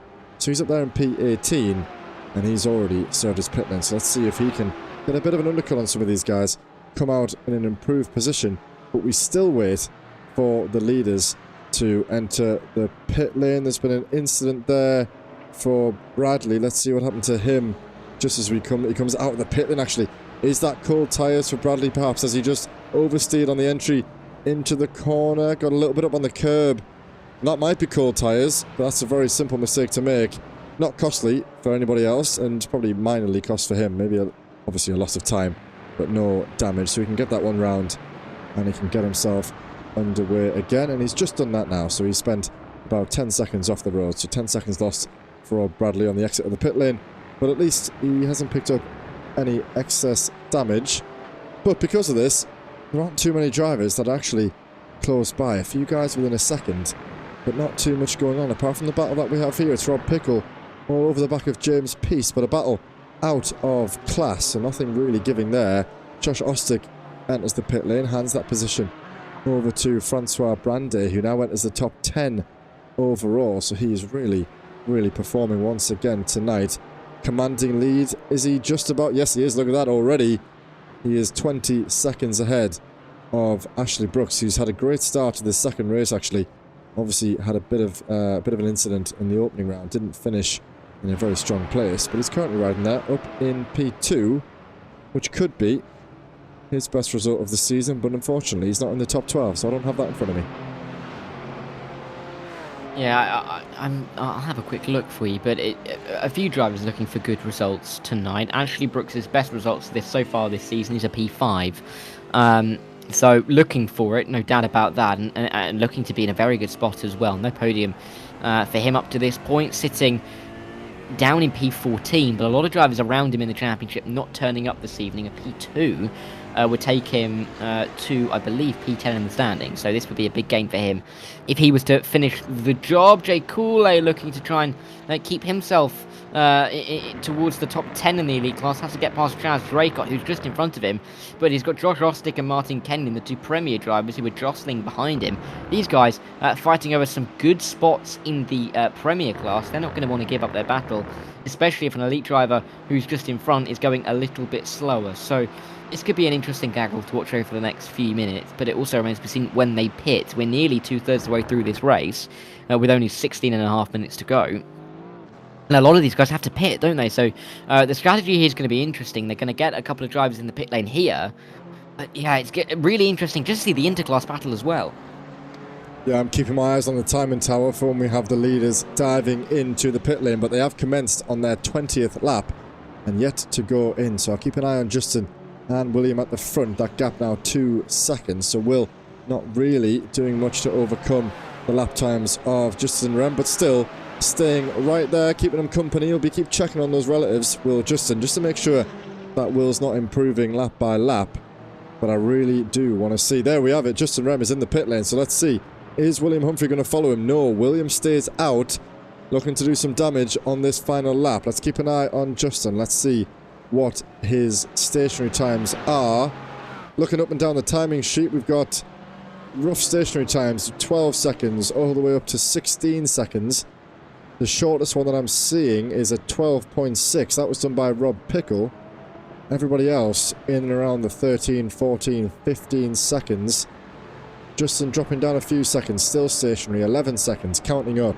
Let's see, it's a 12.9 for Justin, which is the second fastest stationary stop of the evening. So let's bear that in mind relative to Humphrey as he rides around now. Just about to cross over the halfway point of the lap. And he's heading up just on the exit of turn 5, now through turn 6. Might ride on board with William now just to see how he handles this upcoming pit stop. Yeah, pit stop here is going to be critical, especially when you know that William Humphrey is going to have to try something. Justin Rame has had his pit stop. William Humphrey can't really use him as a marker anymore. He's miles away on the circuit. He just has to keep getting the laps in until he comes into the box and see where he comes out. Nail everything. From the pit entry to the pit box to the acceleration out of the pit box to getting yourself off pit road in the fastest way possible. Here he comes. This could be the race-winning moment to see if William Humphrey can get out ahead of Jimmy Vyman. Is this stop going to be shorter? We'll wait and see. It is a busy pit road at the moment, isn't it? Yeah, it was a quick entry, sorry, not a quick exit. It was a very well-executed entrance, at least from what I can tell. And let's see, as Will goes, we're going to fix up here. Not much happening in terms of racing action up and down the track, so I don't mind sitting on with Will, and we can just watch. We're going to count to 12, count to 13, see if he can improve, see if he can overcome that 2 seconds. I doubt he's going to gain 2 seconds in a stationary stop, but let's ride on. Let's see, it should be finished now. Let's ride on with Justin. That's not Justin, that's Francois. Justin overtaking. Where do we see William? Oh, William's miles down there in the pit lane. So once again, the pit stops have undone William's efforts. I think he's going to come out really, really far behind the likes of Justin. There he is, just coming down pit road now. The gap's going to be huge by the time Will gets up to racing speed. Yeah, that is not what any of us really have expected. William Humphrey, that is not at all good for him. He's going to drop into the clutches of Jimmy Vyman, actually. Jimmy Vyman wasn't a million miles behind. You'll see that gap adjust to about 4, will it be? When the timing table sorts itself out. Oh, 6, okay, a little bit further back than that, but even still 6 seconds back from Justin Rame. That is not what he could afford, and it looks like, unless there's some kind of incident with Justin Rame, that 297 can bring it home for the win, which would be really, really big for him in the championship. Regardless, William Humphrey, it's another podium, but I'm sure he wants that win, especially after losing it on the final lap in race number 1. Yeah, it's a strange little complex that Will's got going on here. It seems like both times that we've had these feature-length races, he's been the one to miss out. I believe it was the best part of 4 seconds or so from memory around the Hungaroring. He was about 1 point something, and then he came out 5.1 seconds back. So, best part of 4 seconds, maybe 3 or 4 seconds away that he lost in the pit lane. And again here, he's lost 4 seconds once again. So I'm not sure if that's something in the strategy. Maybe he's just putting a little bit too much fuel in to be safe. Obviously, Justin, there's a chance Justin could have underfueled, but I would doubt that the performance that Justin's put on so far to find himself only 17 points behind him in the standings. So it's not something that a champion, it's not a champion's mistake, is it? Definitely not. There's Jimmy Vyman.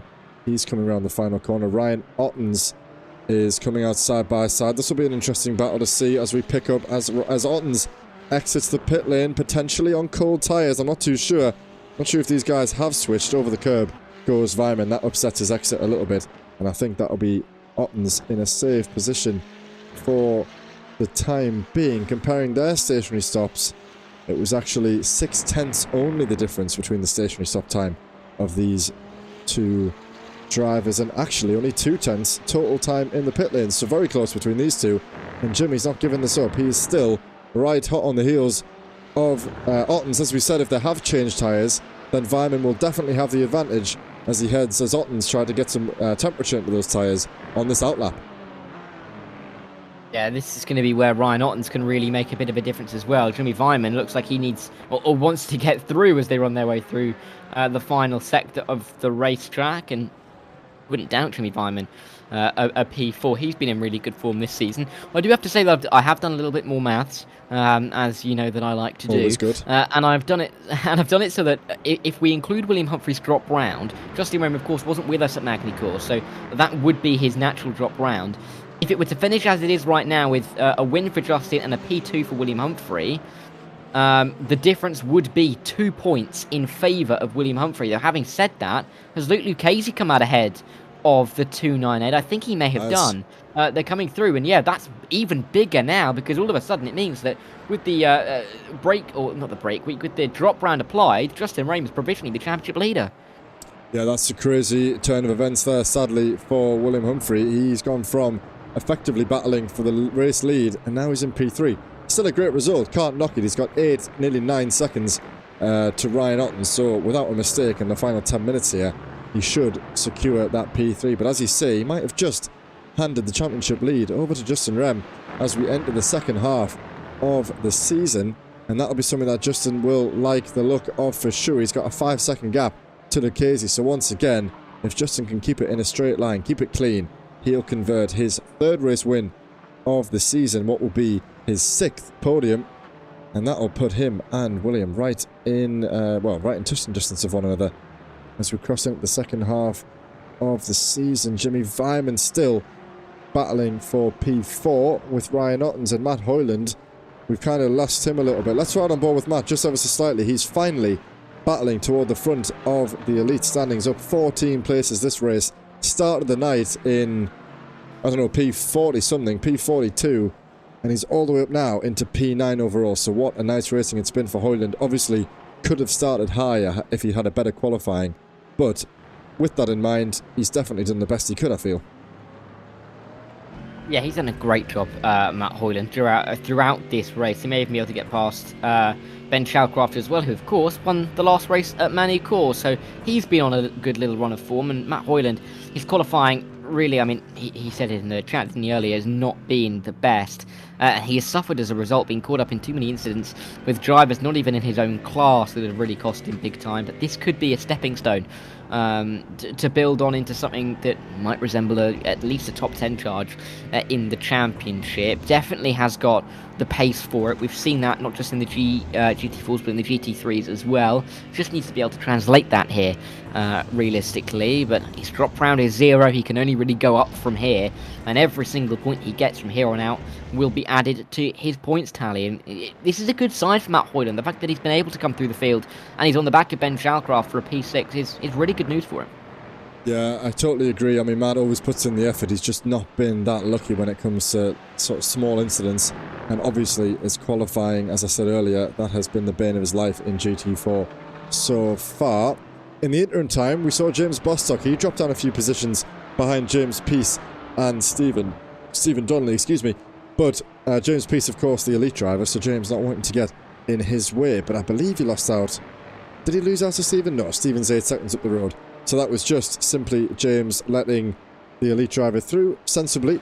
And then he's got his teammate of Gareth Newton in the Evo class 7 seconds behind. So James just sitting pretty, wanting to bring home a strong result in what will be P7. Again, not sure what his best result of the season has been so far, but having covered my back in the opening 2 rounds, he definitely needs a strong result if he's going to try and get himself up into toward the top 10 as we enter the final 5 rounds. Yeah, it's going to be frantic, isn't it, at the end of the season, as this could get frantic. Jonas Larsson having to defend, not really defending. Yeah, I thought he was going to really fight that one, but he's just going to almost let through the Spontex driver to the inside and just kind of fight his own fights, because you've got to be careful of Stephen Donnelly in behind, who he's kind of been around all race long, hasn't he? Yeah, and a bit of a joke here. We've got Rob Mackay saying, "My race is done once again." I think that message came in quite a while ago. Rob was boxed after the 5th lap. And I feel bad for him, actually. The same thing happened last week. I tried to get him on driver cams, and before I get there, he's had an incident, and his race has ended. So apologies, Rob, that has happened again. I appreciate the effort of you trying to get involved with the driver cams. We'll get there eventually. But unfortunately for DXT, another mistake for Mr. Mackay. But at least the likes of Hoyland are bringing in the points in some regard. And is this William Humphrey? Yeah, William Humphrey gaining slowly on Luke Lucchese. Just a tenth the difference between these two laps, but he wasn't that close when we cut away after the pit stops. He's dropped the likes of Ryan Ottens and Jimmy Vyman off the back, and so now he's just all eyes forward on Lucchese. Will we see that battle for position before the end of the race? Just under 6 minutes to go.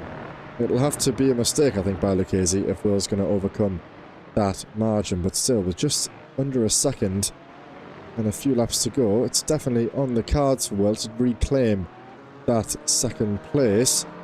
And it's, other than that, it's Stephen Donnelly right up the back of Jonas Larsson. This is a battle for position, so we can definitely ride on with this momentarily. This will be for P5 in the Premier standings, and this will help Stephen a lot, actually. He finished P6 and P8 last week, got a couple of podiums, and it'll be his best result since the second round at Road Atlanta. So quite a few races since Donnelly found himself in the top 5, and having missed the round last week, finds himself 78 points behind, well, 78 points before the opening round tonight, at least. Maybe you've got more up-to-date numbers, but definitely a positive result for Stephen, especially if you can get past Jonas Larsson in the next couple of laps. Yeah, the drop round helping him out, of course, with drivers around him dropping points. So him picking up 0 was almost like the drop round anyway. So at the moment, it seems okay in terms of the points for Stephen Donnelly, but he does want a good result, doesn't he? As you mentioned, he's not had the best of runs in the last few races, but he's been consistently inside the top 10. He's been in the top 10 in every single race that he's been in, which I don't think the same can be said for nearly anybody else in the class, actually. In fact, nobody else in the class who's done at least 8 races. So it's really good from Stephen Donnelly in terms of consistency, but he wouldn't mind another top 5. And let's see if he can make the move down in towards the opening turn, because he's right on the tail, isn't he? Yeah, Jonas Larsson feeling a need to defend through the little kink, but I think Donnelly's going to find line up the inside, maybe not. Oh, switches it back around the outside, brakes later, which you can afford to do. He's going to hang it or switch it back. He's going to switch it back. He's got a good exit just about. It's not going to be enough to put him alongside before the entry at turn 2. Dips in behind the rear wing of that BMW. Takes a little bit of curb. Let's ride on board with this for a little bit longer. See if he can perhaps get the run up the hill and through the corkscrew. But this will be a great battle in what will be the final 3 or 4 laps. No, 2 or 3 laps maybe, before we conclude this session. And a little bit of a defence there ahead by Larsson, which wasn't really necessary. But just covering off Donnelly the best he can. Didn't affect his entry or his exit, and it looks as though he's got away and up the hill. Let's see here. Is he going to get the run up the corkscrew? No, I think, in fact, Larsson has the better run, and he's just thwarted that little pressure there that came from Donnelly as they crossed the line. Oh, but look at that. Big change there by Donnelly as he went into the corkscrew. Much more confident on the brakes, but I think Larsson's just going to hang on to that position, at least for this lap. Yeah, but there's not too much time for Donnelly now to make this move stick. There's only 3 minutes left on the clock, and it really depends where the likes of Justin Rame is. I think we may get 2 more at the end of this. In fact, almost certainly, yeah, we'll get 2 more at the end of this lap, because Rame is going to hit the line in, what, about 15-20 seconds time or so, and that'll mean that he'll get 1 more full lap in, and then we'll be under in it before he hits the line again. When we will see the white flag. So time really running out for Jimmy Vyman to get into the top 4, for William Humphrey to get himself back inside the top 2, for Stephen Donnelly to get past Jonas Larsson. Oh, as there's a car off, but I don't think that's going to affect these guys. And for Martin Kenyon to get past Josh Ostic, battling for P2 in Premier Class. Those 2 drivers not having I mean, the best of runs. Martin Kenyon, no wins this season so far, but yet 5 second places. And for Josh Ostic, he's only had the 2 podiums to go along with 2 other top 5. So 2 drivers looking for big points here. Yeah, we've got a potential battle on here as the lapped car gets out the way. Jimmy Vyman just 2 tenths in behind. Ottens comes open to open the line into the entry of turn 1. Vyman very close to the gearbox of the McLaren there, and they exit the corner. This is the only battle that we have on track. I do want to cut away and highlight one thing, but I don't want to cut away from this battle just in case it gets spicy. So let's ride on board with Jimmy Vyman as he sniffs around the gearbox of the McLaren ahead. And as we said, it'll be another 2 laps or so before we conclude. What I was going to reference though we'll do it now, because I don't think that is going to be... might be fruitful, actually. Let's not cut away too soon. I hate missing out, but it's Francois Brandet. The gap to P2, it's that big. The timing sheet is actually just over a minute now, by the looks of things. So I'm not sure if the other drivers have had a bit of a coming together. Oh, a late defense there by Ottens as he swings back to the outside line. But yeah, a minute gap there to Steve Ewing in P2 in the Evo class. Francois actually just set his personal best lap time on the final lap. That's a 27.7, which is the similar pace to the likes of Mike Murphy in the elite, in the Premier class, and Matt Hoyland even in the elite class, just by a tenth of a second. So Francois absolutely, you know, he is where he should be. He has the pace of those drivers, but to have a minute's gap over your nearest rival, I've never seen anything like it, really. And there is the white flag. Yeah, it's incredible. I mean, Francois Brandet is having a very hard. He's going to have a very hard time to not move himself up a class for next season. He's been absolutely incredible. He may even leapfrog Premier with the pace that he's shown, but it's just stunning to see how much pace he's had throughout this race. Everybody really is just fighting up a P2. When he crosses the line here, he will have now won. What is that? 6 in a row. That's 3 rounds with the double wins. It's incredible. Incredible consistency from Francois. That includes a round with a reverse grid as well. So he's just been in such scintillating form. It's going to be nearly impossible for anybody to catch him as Donnelly, in the last gasp moments of the race, gets past Jonas Larsen on the final corner. They are still going to have one more lap, I believe, but he does make that move, but it looks as though Larsen has held on to that position. Is he going to be able to get back in front of the inside line? No, he's not. So Donnelly has the chance to sneak up the inside at turn 1. Let's ride on board with him and see. Does he get it slowed down? This time, last lap, it was Donnelly on the outside line, Larsen on the inside. The roles are reversed, and Donnelly just about gets his nose in front before the exit of the corner. I thought he might have run him off the track there. Defends the inside line at turn 2 and 3. And I think that might be Donnelly through. And I missed Justin Rem? Yes, I have. Justin Rem has crossed the line to take the checkered flag. He wins ahead of Luke Lucchese and William Humphrey, the top 3 in the elite class feature race. And here's Mike Murphy. We'll ride on board with him as he comes around the final corner at turn 10 and now turn 11 to secure what is his 5th race win of the season, maybe 6th. I forget who won the previous round, but that's Mike Murphy crossing the line there. It's going to be Josh Ostick, who's now coming around the final corner to round off P2 in the Premier Division. And I don't want to miss Francois. There is Francois as he comes across the line. As we just said, over a minute to his nearest rival. It's a bit too much, to be honest, but nonetheless, he's putting in the effort and he's definitely bringing home the results. And for good measure, sets his fastest lap of the race at 27.6. Martin Kenyon crossed the line ahead of Francois there to round off the Premier Division podium. And we have to go all the way back to Steve Ewing, who's already come back into the pit lane. He was a lap down when he finished the race. So Francois finishing on the lead lap, and the nearest Evo drivers, both Steve and Ashley Brooks, finishing a lap down in the Evo class, which I think just about sums up the dominance that we've seen tonight from Francois. Yeah, it's incredible, isn't it? I mean, again, it will be now 6 wins in 6 for Brandet. He will have got, I think, something like 55 points per race now, when you can only get more than 50 in 2 of the 11 races. It's just been incredible from him, and he is just going to be almost nigh on impossible to beat.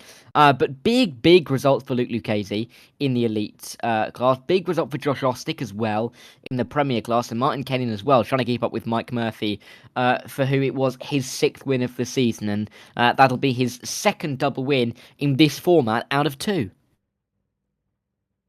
So let's take a look then at the final results for the feature race tonight. It's Justin Rem once again who converts 2 wins on the bounce for Grid and Go Esports. He's had a great night and brings home a heap load of points, double points in this race as well. So is that right? Double points? Yes. So we bring home 150 points tonight. And what a haul that is. Luke Lucchese on the 2nd step of the podium, the 224 machine for RDSA Esports. With William Humphrey, again, the pit stops undid his result a little bit there, but he definitely had the pace.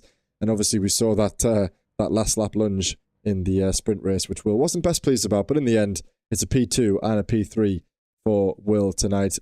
2 podiums, he can't complain at that, and it definitely spices up the championship at the front of the elite class. Ryan Ottens for Alpha One Esports and Jimmy Vyman for well, no longer G League, I forget the name of the team, but they round off the top 5 with Ben Chalcraft, Matt Hoyland and Jay Corley, the top 8. Sebastian Bonnet and Chaz Draycott in the top 10 with James Peace, Jeremy Orlemans the top 12, Jeremy finishing just 1 lap down. And then, look at that, a host of drivers in the elite class unable to finish the race, miles off the lead lap. Ed May, Jeremy Chioka, Jan Stitchbury, Yanis Aubert, who did so well at the start of the sprint race, unable to capitalise on those gains, the German driver for MRC 495. And then Thomas Saborin down there, 31 laps in a 31 lap race.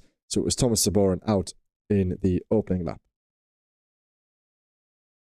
Over in the Premier class, though, once again, Mike Murphy taking home yet another victory. What a season it has been so far for him. This time, not as big as we've seen from him, but still a 15-second comfortable margin that will see him take home all 100 points in this Premier class. Good to see Josh Ostick getting his best result of the season in P2 and nearly doubling his best points in a single race, but he was run close by Martin Kenyon, who finished down in third. Pierre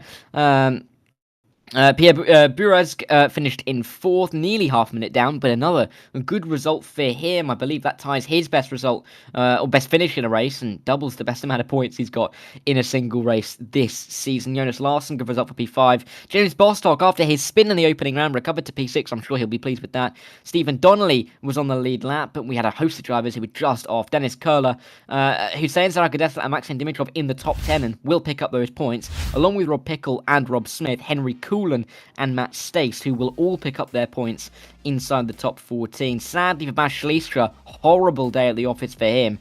2 DNFs. It will go down as 2 DNFs, I think. No points at all. 150 down on Mike Murphy. Same for Bradley Flanagan. Rob Mackay, 26 laps down. He didn't have a good race either, but they will surely come back stronger next week.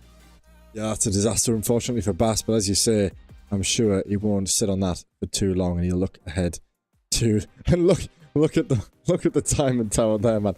Francois Brandet wins the race for DXT Emerald, and everybody else is a lap down. Steve Ewing and Ashley Brooks round off the podium, and then Steve Rubino, strong result for the American driver, the 34 machine for Flat Cap Racing. He's in P4, ahead of Luis Nevea, the privateer, in P5. Andrew Fellows, John Ludbrook, Matthew Noel, Gareth Newton, Gareth Newton won't have finished, will he? So Matthew Noel in P8, the last of the finishers ahead of Gareth Newton.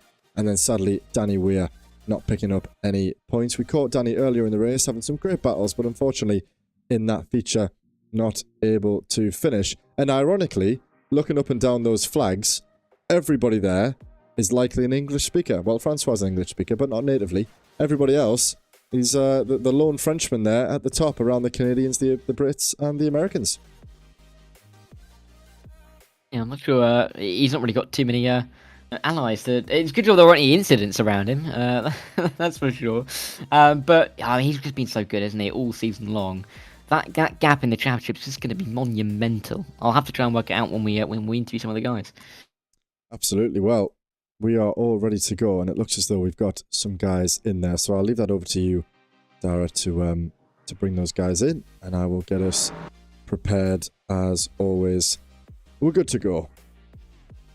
Oh, well, let's. We'll firstly bring in William Humphrey first, of course. Coming into this race, William was the championship leader. William, welcome in. Not quite maybe the wins you were hoping for. Of course, he ran it close in the opening race, final lap. You have that battle with Justin Rame. Race number 2, of course, P3. Still solid points, but how are you feeling tonight? Are you happy with it, or were you hoping for a little bit more? Obviously, I was hoping for more. Anybody who finishes not P1 is hoping for more, but with the car I had today, I'm happy with my performance. Just wish I got P1 instead. Yeah, we saw, Will, obviously we caught that late move in the opening round. Doesn't look like you were best pleased, but Justin definitely, well, unfortunately got the better of you there in the final lap. So you can talk us through that. And then also, I'd be interested about these pit stops. Again, when we spoke around the Hungaro ring, it seemed as though the pit stop was the one that sort of undid your effort, and it seems as though it's happened again. You dropped 2 or 3 seconds off the back of Justin during that pit stop alone. Well, with the collision, I haven't really looked at it with a clear mind, but from what I saw, it looked like he kind of dove into that second bit of this corkscrew. I did turn in on him a little bit, but this thing is just more 50-50. I was mad at the time, but stuff happens. That happens. With the pit stops, the Porsches were just faster. I couldn't get past them anyway. They just jumped me in the pit stop and I just couldn't do anything about it. Oh, fair enough. Yeah, so halfway point now, mate, and ahead of us, some more of the... Well, we've got a European triple header coming up around Hockenheim, Portimao, and Red Bull Ring. So, do any of those stand out to you as strong tracks, particularly for you, and also maybe for the characteristics of that Mercedes? Well, depending on how long the races are, I think Hockenheim could be good if it's a 20-minute race. Portimao and... What was the other one, sorry? The other one was the Red Bull Ring. Red Bull Ring. I think that'll be a Porsche-dominated track with their speed in a straight line. But overall, I'm just looking for consistency, and then if not P1, then hopefully P2 in the championship. Yeah, well, it's definitely still going very strong between you and Justin. I'm sure that will go all the way to the line, all the way, hopefully, to the final round. Give us something entertaining to talk about. Well, I appreciate once again you joining us for a quick chat, Will. And as always, is there anybody like that you'd like to give a shout out to? I don't really have anyone this week. None of my teammates. No Dale, of course. I forgot. No Dale, no Charlie. Oh, busy. I guess Glasstag then. Yeah, I'll take it. Stubby. Awesome, man. Yeah. Nick Cheers. for doing what Nick for doing what Nick does, of course. Yeah. Happy days. If he's listening, then I'm sure he'll be appreciative of that. Yeah, good to speak to you, mate, and we'll see you next week. Yeah. See you later, mate. You get to be able to speak to William Humphrey, who, of course, getting some more good results. He's doing so well on the championship, but I think it's going to be close coming out of this with the drop rounds applied. That being said, we've also got Luke Lucchese. I think it's the first time I've actually spoken to Luke since the GT3 days, so welcome in, Luke. Great P2 for you today. I mean, you've struggled in the early stages of the season. I think it's fair to say you've not necessarily had the run of results you've wanted to, but a P2 here, 90 points on the board, you're back up in towards the top 3 in the championship. Things are looking up a bit, aren't they? Yeah, look, I think I'm starting to get used to the car and the way you need to drive it. It's quite difficult chopping and changing between, GT3, GT4. I run another league where we run IndyCar as well. So it's quite difficult changing between, all of the 3 cars every week.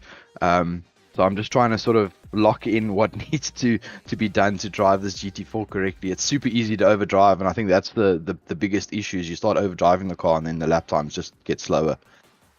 Yeah, it seems, Luke, that the Porsche has been maybe the car to choose. You might be in the best machine, particularly around these circuits. How did it feel tonight? Obviously, quite a different circuit to some that we'll find. Tricky corners, all the uphills, downhills, the elevation changes. How did you find the Porsche tonight around here particularly? No, I found the Porsche really good. I think it's better than the Mercedes in the longer sweeps. It seems to be able to just have more lateral grip through the longer sweeps, so you can get on the power earlier and get a good exit. The Merc seems to be a little bit better on the brakes and has probably slightly better rotation, and obviously it can ride curves a bit better, but it looks like it has more of a traction issue through the corkscrew than what the Porsche does, so you can always get a run out of there. And then I think also it uses less fuel, so my pit stop was shorter than Williams. Good stuff. Well, I'm looking here, so that's your third. Again, I forget the opening result, but at least there you've had a couple of P2s in the bag. I'm not sure if you listen back to the broadcast very often, Luke, but I've got to ask, when are you going to get yourself on the top step, mate? Your Monday nights haven't been as strong as your Thursdays, and I'm almost egging you on every week. I'm like, is it going to be this week for Luke to get himself a win on a Monday night? Yeah. Look, like I said, I think my pace is getting better in the car, and I mean, GT4 is not really my strong suit, and I'm racing against guys that just race GT4. So to try and trump them, it's quite a task. So you almost need to catch them on their not their best day and on my best day, and then we'll see what we can do. But yeah, at least we're moving in the right direction, so I'm happy about that. Absolutely, mate, and it's always good to have you guys, the RDSA boys, both nights always there and always competing towards the front pretty much ever since the start. So yeah, very good competition, very good competitors. But you are right, the guys who solely drive the GT4s will always have that advantage, and I didn't know you guys did IndyCar actually, so that's a complete different kettle of fish compared to these GT3 cars. It is, yeah. So as always, I'm mate. quite busy. Oh, go on. Yeah, sorry, thanks. finish. No problem. Thanks for the stream as always top notch. And maybe I'll get myself a camera and You can have a look at me while I'm racing one of Oh, you these one of should. these races. Yeah, you should get some of those guys on. It would be good to get some of the front runners, and it would be good to see you guys battling wheel to wheel, and we'll see the expressions that are going on when we're looking Yeah. right toward the front of the pack. As always, Luke, good to join us, and anyone you'd like to give a shout out to. Just shout out to my parents. They don't miss any of the streams, so shout out to them for supporting me. And just my teammate who seems to be absent tonight, but I think the late nights now with daylight savings time, it starts quite late here. So I think he has to pick and choose which series he's able to do. But yeah, anyway, shout out to him and the team. Awesome stuff, Luke. That's very nice. And well, good luck for the rest of the season. We're halfway there now, so 5 weeks to go. And I'm sure we'll see some very more exciting races from all of you guys. Thanks. Good stuff, man. See you soon. Cheers. Great to be able to speak to Luke Casey once again, and it's also nice to see that his parents are watching. So hello along to the Luke Casey family. Actually, that is very Yeah, nice. I remember that now. I seem to remember that because I remember also the Brightonback brothers. I remember when we interviewed John, he was saying, his dad was. It's great to see the family ties here at ESR. Next up, we will drag in Matt Hoyland into the booth. Matt, welcome in. It's not been the best start to the season for you. I think you'll agree. Qualifying, you said in the chat, didn't go well. Race 2, though, that's definitely something to build on. Are you looking to try and move your way up the order in the championship in the next few weeks? Honestly, not really. I've sort of accepted that the championship is a bit of a lost cause, so I'm just here to try and get some good battles and just have some good racing. But this is actually probably the first round of the season where I feel like I've actually put in a decent race performance. Yeah, as you said, bottled qualifying again, as I usually do. But I mean, to start, I think I was maybe 43rd, 44th on the grid, something like that. And to finish like race 2 P8 overall, it's like I can't ask for much more than that really. Because then I think I don't think I quite have the pace to start annoying the guys at the front. Yeah, we highlighted that, mate. You're obviously, as we said, the qualifying wasn't the best. Well, it was a disaster, frankly. But then by the end of the race, you were right up there battling with the guys who started the race at the front of the grid, So I'm not sure. Can you remind me, do you remember where you started this feature from? How many positions did you gain in the first race? I think I gained 21. So if I started 44th, Wow. I think I may have started 23rd. And then it must have been similar. Well, the second race, you gained 15. I can see that on the timing sheet. So all in all, that's a hell of a turnaround. And obviously the time lost in all that overtaking to finish right up there in P7 behind the likes of Chalcraft and Vireman, who started the race up there anyway. I think that does bode well. And if you can just lock in the qualifying results, then I'm sure you'll have some strong results under your belt. Yeah, I think the race was pretty much executed as well as it could have been. And I'm not saying that from a point of view of I'm amazing. I was just in the right place at the right time. Obviously, there were a few multi-car incidents, some cars running wide, maybe not timing the pit stops quite right. The actual pit stop itself, I know, gained me a lot because I came out behind. I think it was Shilstra that I came out behind. Managed to get by him within a couple of laps, and then I had a huge gap of free air for about 10 laps before everyone else pitted. So it really did allow me to settle down, and I think I may have passed maybe like 5 or 6 cars during that. So it really, the actual the on-track overtaking really came at the beginning, and the rest of it was just our pit strategy. But yeah, really good. Just couldn't quite get bent at the end. I managed to destroy my front tyres pushing really hard, trying to catch him, and it showed at the end when I was dropping a second lap to him. Yeah, very well executed, as you say. And one last question. I get the feeling at some point here, you're going to be able to help Francois without having to detriment yourself too much. Just a quick word, we're about to speak to him, but his pace is unbelievable to be where he is. And it seems like you might be able to, if your championship hasn't gone to plan, you might be able to work as a team there if he's right up there with in your positions. Yeah, possibly. Obviously, we're teammates. We're always going to help each other out. But he's on crazy pace at the minute, which is full credit to him. He's putting a lot of time into it. I know he likes to practice. He's always asking me if I've been practicing, and the answer is always no. because I'm lazy and he's not. But yeah, he's put the time in. He's really working hard on it, both GT4 and GT3, and it's paying off for him. So hopefully he keeps that going. If I don't need to get involved, I won't. Obviously, I know he'd rather win it on pure merit rather than have his teammate backing him up. But to be honest, I don't think he needs me where he is right now. His performances have been that good. He's actually been outperforming me most weeks. I think it's only this race where I've actually managed to get by him and finish ahead. So yeah, hopefully he can keep that going. But we'll see. If the hour calls and I'm needed to play the team game, then I will. Do that. Yeah, and you'll see when you watch the stream back, there was a moment we caught your on board. I think it would have been the second race when he defended you quite aggressively through turn 5, but then let you through by the time you were at turn 6. So we got that, which you can enjoy when you watch it back. That was actually a miscommunication on his part. He didn't realise that I was already going to pass him, so he called for me to pass on the right, but we weren't actually in voice comms at the time. He only put it in text chat, so he moved left to let me go, but didn't realise I was already there. For a minute I thought we were both heading for the nearest barrier, but then the barriers, the next turn he let me go, but thankfully we got away with it. But it was very close to disaster for a moment. Good stuff, mate. Good stuff. So before we let you go, as always, anybody you'd like to give a shout out to? Yeah, obviously all DXT teams, 3 of us this season.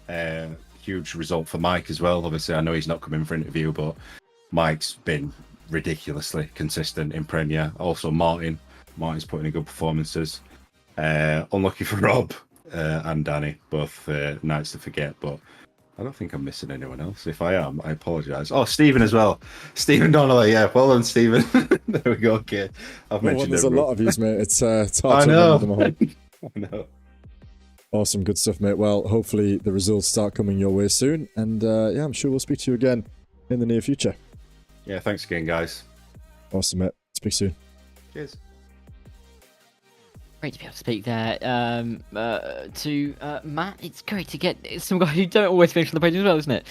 In for a chat. Before we bring in Francois Brandet as our championship leader in the Evo, we'll quickly have a chat with Andrew Follows once again. Andrew, I'm sorry if I cut you off mid-sentence there. Welcome in once again. Bit of a better night for you today. I mean, you've got 96 points off the evening so far. Some good results, some good pace. I think you're going to be in the top 5 in the championship. You're fighting with the likes of Steve Rubino. You got more points than him tonight. You're fighting with Luis Nevea. You got, I believe, about the same amount of points as him tonight. So pretty good night, no? Average. I thought I was going to do okay. Qualified P2. Race 1 didn't go to plan. In all fairness, I should have kept P2, but I had a few incidents got pushed off by one of the other drivers. But I think I brought it home in P4 or something like that, I think. So not a bad result in all things considered. Race 2, I got caught up in lap 1 incident. Not the first incident on the lap, but the second one. I dived to the left and I didn't hold the brakes, from what I can tell. And so he come back across the track straight into me. So it is what it is. I pitted, but unfortunately I needed to pit it for a second time to get fuel. So I actually pitted twice. And then the last 2 laps I was running out of fuel because I think it calculated off when I was on the same lap or something like that. It didn't quite calculate correctly, so I was about half a litre short. So I just bumbled over the line in 6th. Otherwise I'd have been 5th. Oh, did you lose some positions on the last lap, or was that just maybe a bit too much lift and coast was needed? Too much lift and coast. Yeah. It was literally, as I was going up the start-finish straight, it was spluttering. So, yeah, unfortunately, Lewis passed me on that last couple of corners from the end. So, yeah, unfortunately, because I was right behind Steve Rubinho as he come out the pits. So if I had the fuel to play with, I could have at least tried to catch him. Yeah, and how are you finding the Mercedes particularly? We're seeing, obviously, quite a lot of Porsches. I'm not sure the exact number, but I think Porsche's definitely the car to be in for the majority of these circuits. Obviously, we've got the well, the near championship leader in the elite class, William Humphrey in the Mercedes 2. And how are you finding it, particularly around a track like this, which is obviously quite a tricky track with a lot of complex corners? To be fair, I found it quite tricky tonight. It seemed to be, as you say, the Porsche is the one to beat by the look of it. Everyone above me in Evo was in a Porsche. The Porsche just seemed to have good starts as well off the start line by the look of it. But yeah, I don't mind the Mercedes. I think it's quite nice over the curbs. I don't have many issues, but I think the braking maybe might not be quite as good as the Porsche. But I don't know whether it's just part of my skill as well, because obviously Will's there smashing it in the same car, so I think the car itself is fine. I think it's just me not getting the most out of it. Yeah, that's always the challenge, isn't it, mate? It's always it's driver dependent, track dependent, but yeah, got to learn the characteristics and try and get the most out of it. I think Luke said that it handles the curbs quite well. Maybe the straight line speed's not as strong as the Porsche, but again, it's a nice car for sure. But the Porsche definitely the one to beat. So that's it then. So they're halfway through the season already. Perhaps a few more favourable tracks coming up, likes of Hockenheim and the Red Bull Rings in there somewhere as well. Maybe those are some tracks that you're slightly more familiar with. Yeah, so obviously Hockenheim, I got my first win in TCR last season, so I know that track. Not driven it in the GT4, so a bit of practice needed. Portimao, I was quick at the last round of TCR. Bad luck didn't help me in that round, but I was quick, so I got a chance of being quick there again. Rebel Ring I like, so that could be interesting. And is it Zolder? I think the other one. Sebring and Zolder, yeah. Sebring and Zolder. So Sebring I know from GT3s. So that could be a nice one. Zolder I haven't driven in years. It used to be on the old Toka touring car games on the PlayStation, Nice. I think. And I used to quite like it, so that'd be interesting. See how we get on. Good stuff, mate. Awesome. Well, thanks for joining us, as always. Is there anyone you'd like to give a shout out to tonight? Just you guys, as always, and everyone that makes the championship what it is. My team at Flatline Racing have been brilliant, pushing each other every week, trying to get faster and faster in a variety of cars, to be fair, which is quite fun. So, yeah, it's just really good. Awesome stuff, mate. Well, thanks for joining us. We'll let you go and enjoy your evening, and I'm sure we'll speak to you again next week. Nice one. Cheers, guys. Awesome, mate. Thank you. Cheers. What is then? Our man in the Evo. It's great to get updates from Andrew every single week, and I can confirm I've done a little bit of maths on the spreadsheet in all the categories, and I've tried to work out where the drop weeks are now with this week applied, and Andrew will still be third in the championship, only behind Francois and John Woodbrook, so that's not a bad place to be in at all. But I will bring it as our final man to interview, Francois Parente, the championship leader in the Evo standings. Francois, I mean, where did we start? I mean, we interviewed you 2 weeks ago in Hungary. You came off the back of 2 wins there. We interviewed last week at Magny. You got 2 wins. You got 2 wins here as well. Currently, your drop round is 95 points, which was at Suzuka. I mean, you lead the championship by my maths by 97 points. I mean, how's it going? Do you feel like you can get a little bit more pace out the car? Yeah. As weird as it sounds, I'm never like telling myself I'm like quick enough for Evo or for whatever. I know my past 2 weeks results, I finished the races like in the middle of elite and prem drivers, so I could easily be a bit cocky and be like, you know, I'm just gonna be among the quick guys and the others that just fight for, you know, the leftovers. But now that's never how I see the races and how I get into practice, because I'm always thinking I'm slow, I need to be fast, so I need to be faster and faster and faster. And I was actually pretty worried going into that race, because even though my PB was like alien pace, one would say, I was not really consistent.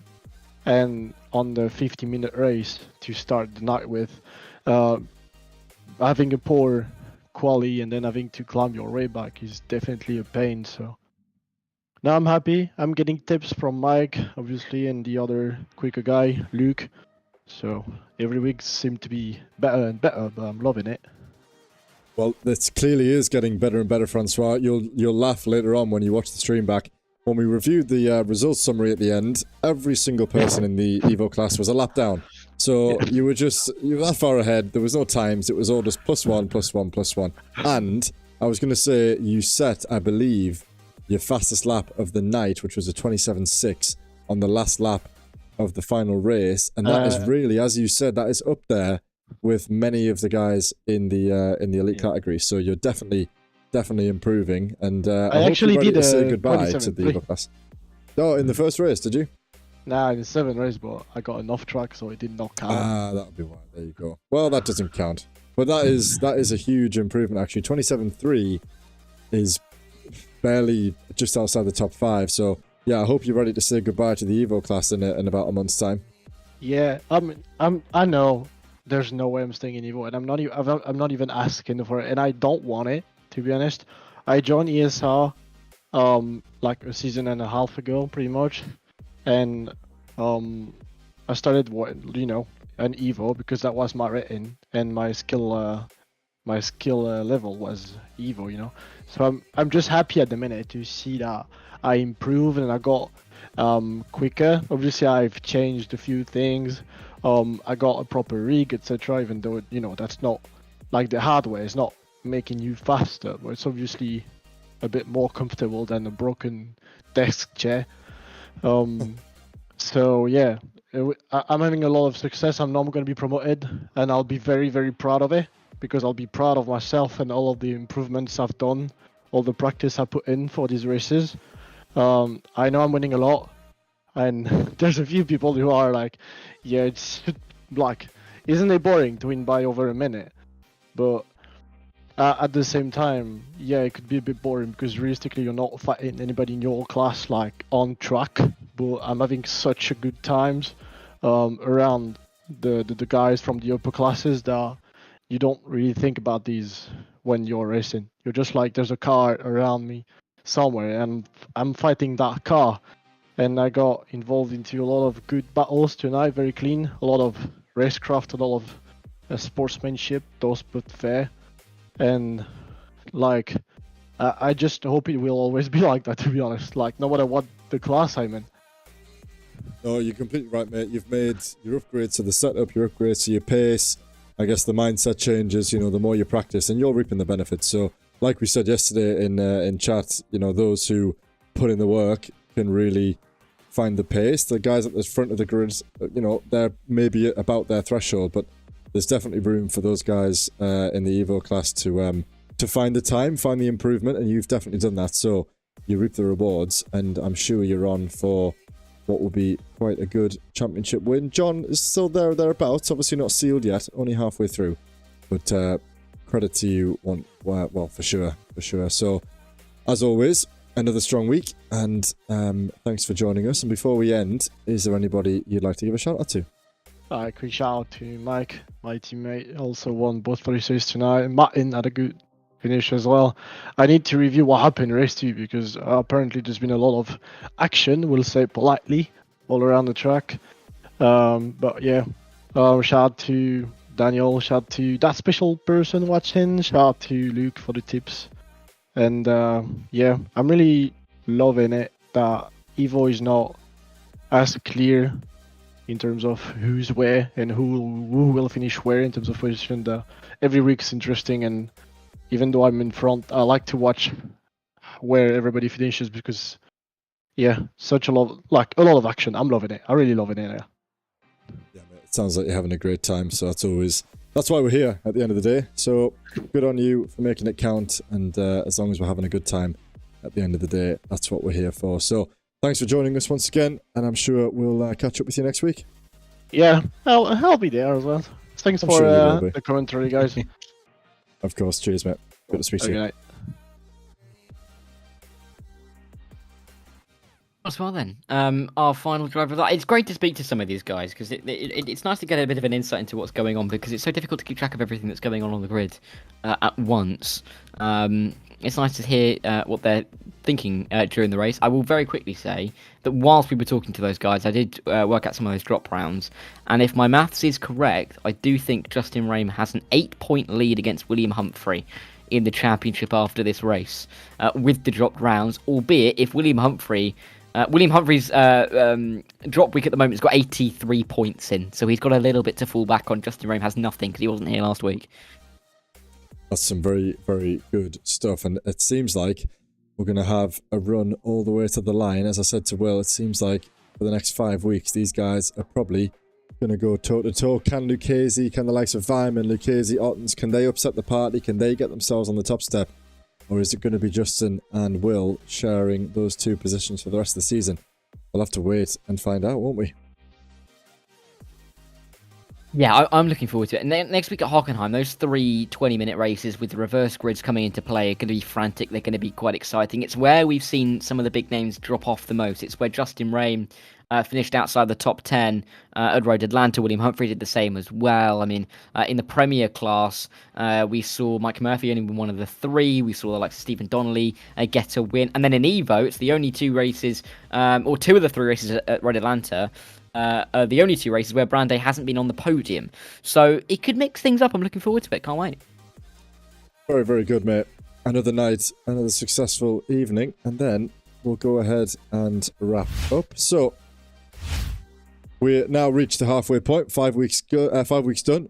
5 weeks to go, and the community grows every single day. Soon we'll be able to upgrade that graphic as we tally over 500 members, which will be quite a big milestone, I must admit.